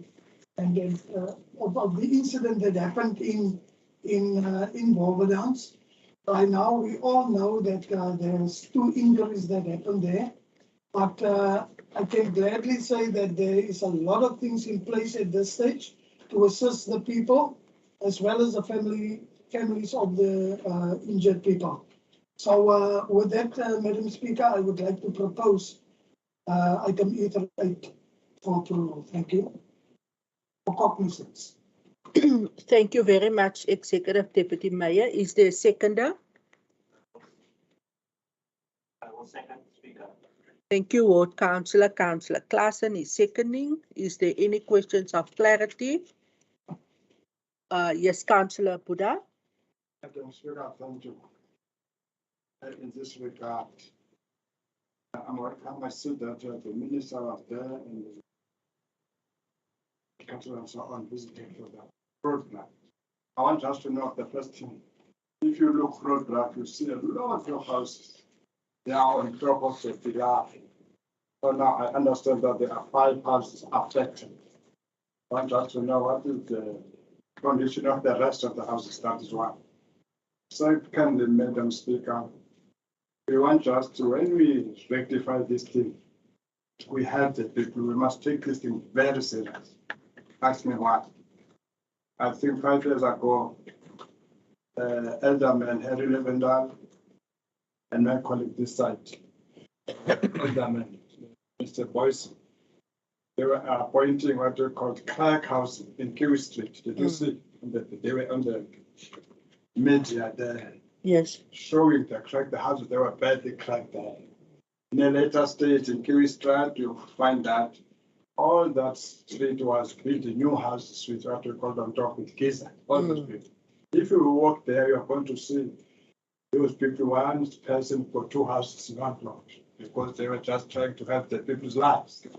Secondly, when you go to CMU, that side, you only find that there was a shaking of land there in those people of the CMU, that side. We spend a lot of money rectifying those houses in CMU. And then now, we must take this thing same accord as other areas. Same accord. Because now in my area, I know I have got only 1 house with this. He sucked and then he broke the roof. When I put inside here in the collaborator, what I understand in this collaborator, our correspondent, they are sitting there a long time. Please let us rectify them. If you take something you put there, it's supposed to go to the particular directorate, this side, left of right, so that attend. Or else you just give a report so that we're all happy. Thank you very much. Thank you, Councillor Buddha. Two things. Yes, we take note that with regards to your input for the collab and the submission of complaints, Director Finto, there's a question from Councillor Buddha. Is it only the 5 houses? Is there no other houses affected in the area? Can we give the light to Director Finto, please? Can we give the light to Director Finto? Kan ons die liggie vir... Thank you very much. Directeur, u kan voortgaan. As the way forward, in number 3 there, the municipality is in process of selecting these structures for a speaker, just about that. Number 2 is made reference to the 13 affected families. So, but however, there are 5 houses that has been served with notices indicating clearly to the occupants of those houses that it's unsafe to stay within those houses. But the TRA, there will be in total 13 temporary structures built to accommodate the affected families. And in the report that was submitted with this, one of the recommendations, and it's already said that that area is condemned. So although there will be more reports to follow from a bigger Mulberdank area, the 13 family, the area that is severely affected by the landslip, it's condemned. So the Department of Human Settlements, I believe, will avail in future the necessary funds build 13 new houses to affected families. But that should be confirmed by them. Meetings with them, they indicated as such, but of course, one needs confirmation in writing. So for now, the immediate focus is to get the TRA in place so that those 13 affected families can move out as soon as possible. I hope that clarifies it. So in essence, there's more than the 5 houses in Mulberdank. It's actually 13 houses. Thank you. Thank you very much. I think that's clear. The answer was sufficient. We have a clear understanding and also of the process forward. Thank you, Director Venter, to yourself and your department. I see the light of Executive Deputy Mayor and then the Mayor. Thank you, Madam Speaker. Madam Speaker, I just want to add something to my intro. How can I forget my own department? I thank the Mayor, I thank the Ward Councillor, but I left out my director, Mr. Finter, in his department. Thank you very much for your assistance also in that area. Thank you, Mr. Finter. Thank you, Speaker. Dankie. Dis dan 2 dankies vir Directeur Venter, Executive Mayor. Thank you, Madam Speaker. Yeah, I must say, housing come at with great frustrations because we don't have all the necessary authority and so forth always. So we also visited the area. It's been quite a struggle to get these people moved. Obviously, the problem is that it's not our function to supply housing. Now we're sitting with unsafe houses and people with no ways and means to move to another place. So thank you also that we are trying to assist. It's taking time, but at least we're trying. And hopefully we can get the TRA sorted quickly, that we can also get all the other people who's unsafe, not that unsafe yet, but it's becoming more unsafe, that they can also be moved. I was quite disturbed this week when we did visit that area.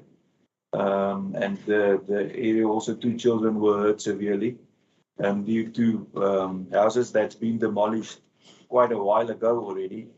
And obviously that's private property, but some of the buildings just stood there and nobody removed it. There was an application to province and they didn't have money for it. And at the end of the day, 2 children got hurt because of the remainders that were just left there. So I want to thank also Director Venter and Naidu. After the visit, they went and we from our people, because you can't get machinery in there. That's the other added problem. So they went and by hand demolished the other structure, which can also fall on some children and so on. So I want to thank them for that. Thank you, Executive Mayor. Councillor Porter. Thank you, Speaker. Before I give my input on this one, you need to ask the abbreviation for TRA. Relocation area. Relocation.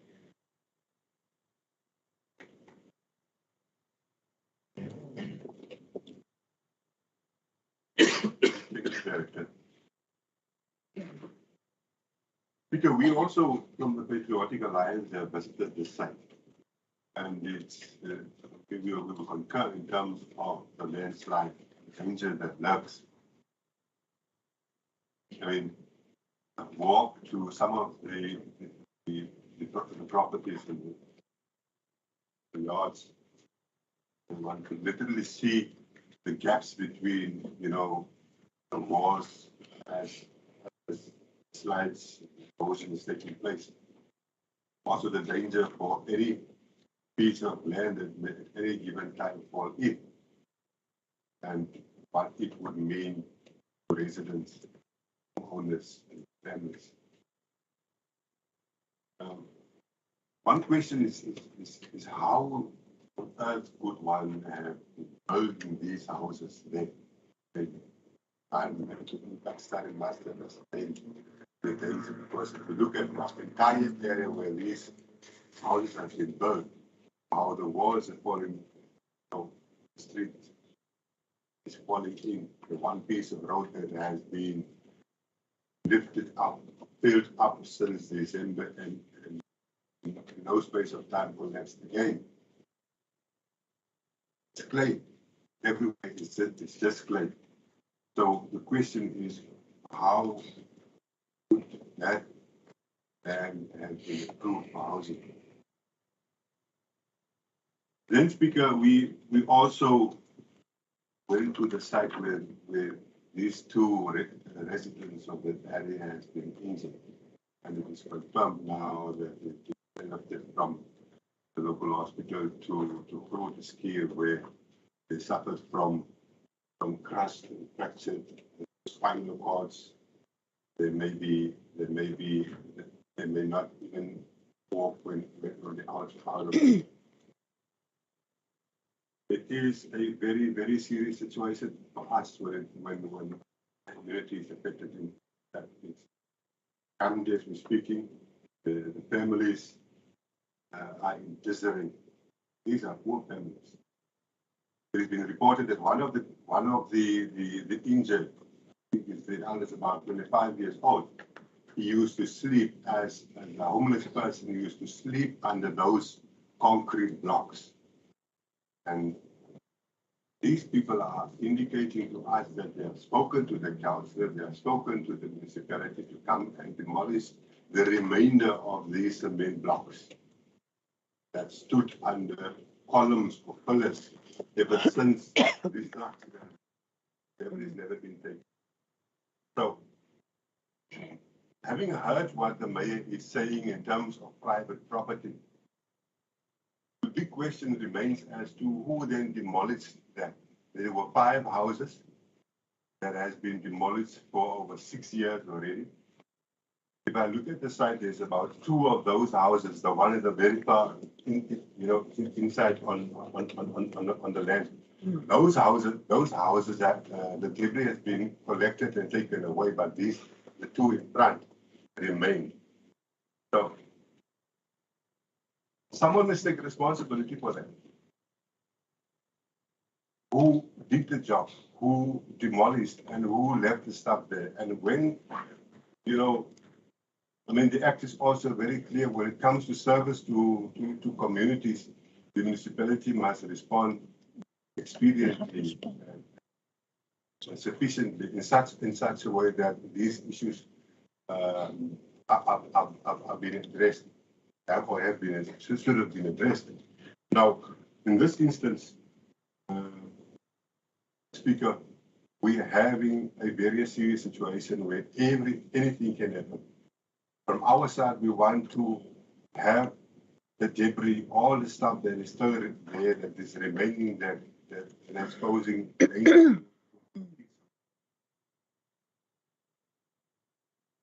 Councillor. We are also saying that if the municipality was supposed to be the responsible party, the removal of the remainders of those structures that fall on that, then we have to consider our that regard.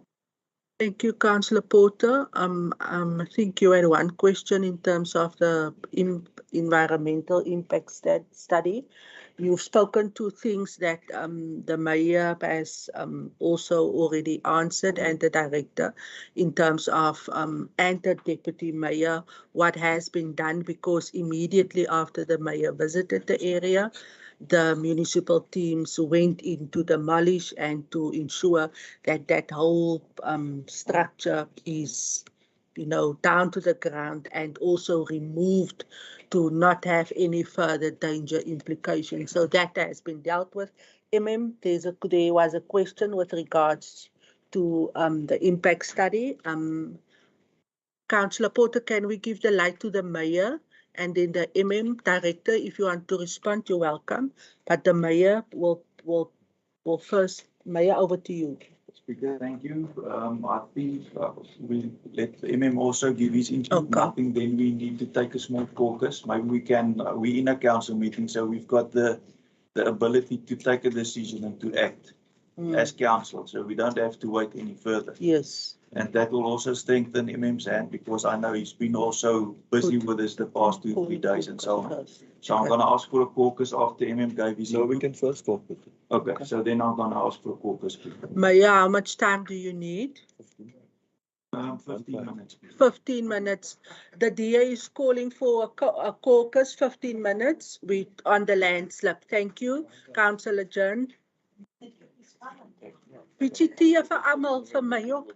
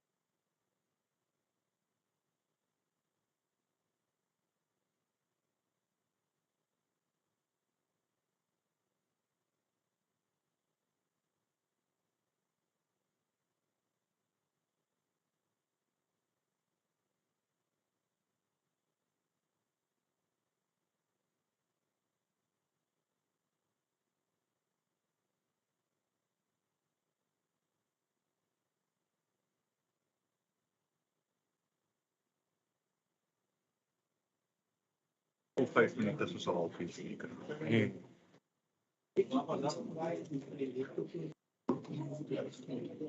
Hier gaan net die direksie nou bymekaar op die dan. En dan sien nie. Ongeval wat aanstemming is soos die raadsvergadering. Dit doen kommunikasie. Ek het ook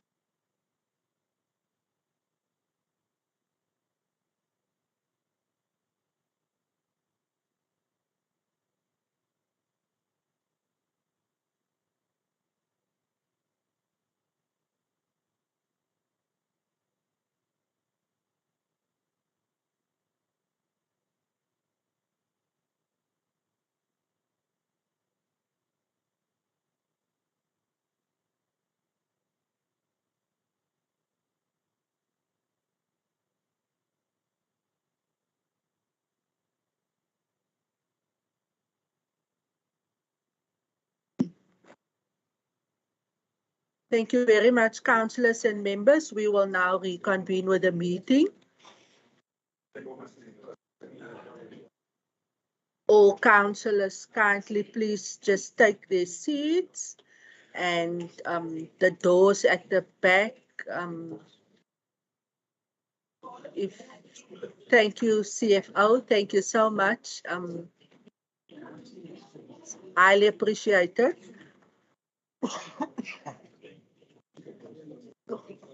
Whilst Councillor Kamfer is taking his seat, the mayor called the caucus, and I will now give over to the executive mayor to please provide council with feedback on the caucus called. Speaker, thank you very much. Thank you for your patience with council. Speaker, I want to add to the recommendations to this item that delegated authority being given to the MM, so that steps can be implemented to ensure that that area under discussion be made safe, and that we also give him the authority to spend whatever necessary to get the area safe on private and public property. And then obviously the second recommendation that we want to add then is just that there's proper feedback to council what he's done, the steps that's been taken, that it's not a blanket approach, but we want to give him full authority, delegated authority to ensure the safety of the community there. Obviously, there's not going to be part of the recommendation, but we also ask that the people in the houses that might implode, if you can put it in that way, that they be moved temporarily to a town hall until the erection of these 5 houses, or one of the community halls until the erection of these 5 temporary houses has been completed. Thank you, Speaker. Thank you, Executive Mayor. There's then an amendment to the recommendation, 1 with delegations to the MM and 2 for a feedback report.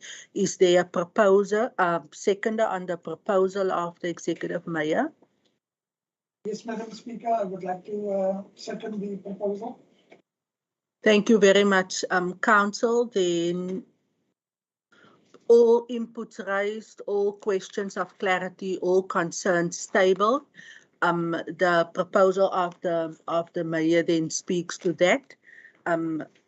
Municipal Manager. Speaker, thanks. I just want to ask the direction right after the council meeting that we just meet upstairs, please. Okay. Colleagues, Councillor Porter, do you have a question of clarity? Yes, this is the very last one that the mayor has spoken to about the people to be moved to a town hall. Mayor, I might have an idea, but just for the sake of the record, when do we envisage people to be removed to safety? Thank you. Thank you, Municipal Manager. That was why I have called the direction together, Councillor. We're going to do it immediately. Thank you very much. Thank you very much. That concludes item E3A unanimously. Councillor Buddha is okay. We are then on page 334, item E39, Garden Route District Municipality, Regional Landfill Site Progress Report. We have recommendations point 1 to 4 on page 335. Can I please have a proposal in this regard? Speaker, I want to propose a review site progress report. For approval, thank you very much, Alderman Boyson. Do we have a seconder for Alderman Boyson? Madam Speaker, I second this because I'm a member of this committee. More than that, Speaker, if we have a meeting more than 3 hours, we want food from now on.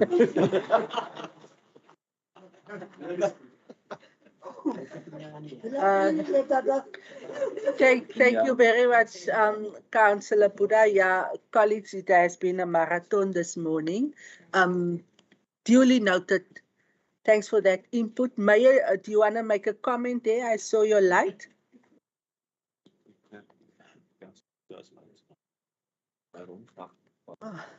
Councillor Baron? Speaker, if you read point 4 of the recommendations, finds out I want to read it.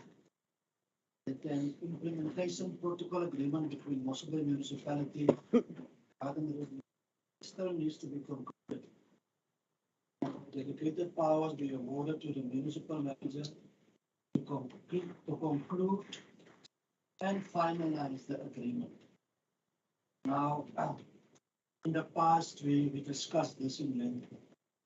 I think our previous municipal manager, Mr. Chris Gilroy, was not comfortable with the amounts that was due by the different municipalities. And we also here were shocked about the amounts. So that's why, according to me, down there, a problem that we delegate powers to the municipality to go into the discussions, agreements.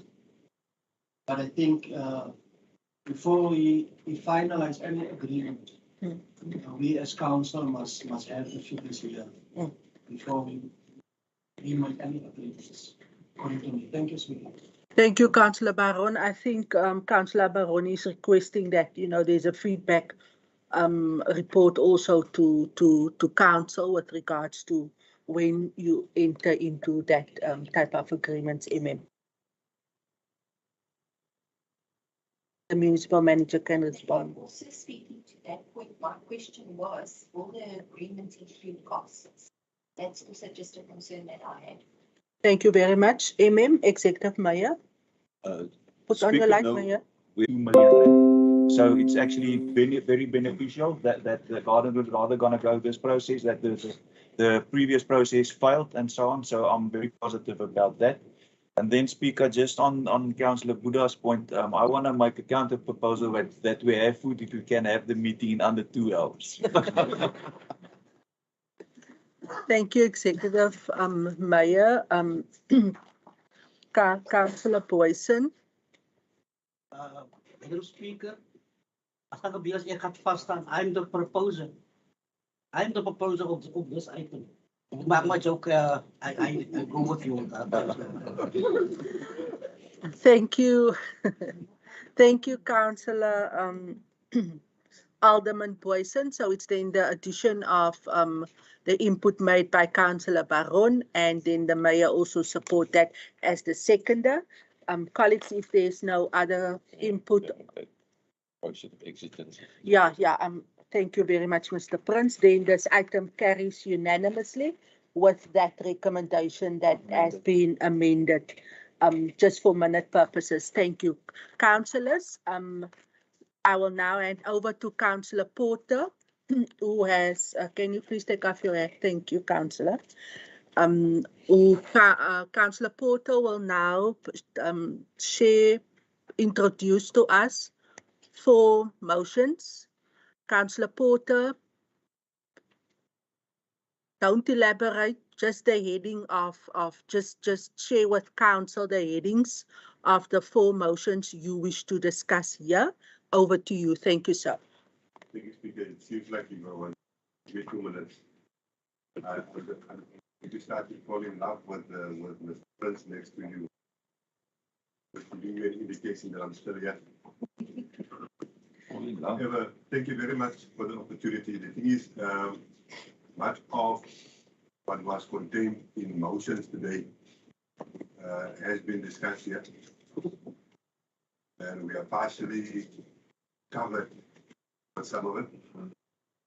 There is an indication that I will first speak to powers that be administration, hopefully not having to come back to council on those matters. So that I was brought each and every four of the motions. Thank you very much. Thank you very much, Councillor Porter. Colleagues, that's the result of the way we have our meetings. We allow for debate and input, and this morning was very, very productive. I want to extend a vote of thanks to each one for participating and for the spirit in which council meeting this morning was conducted.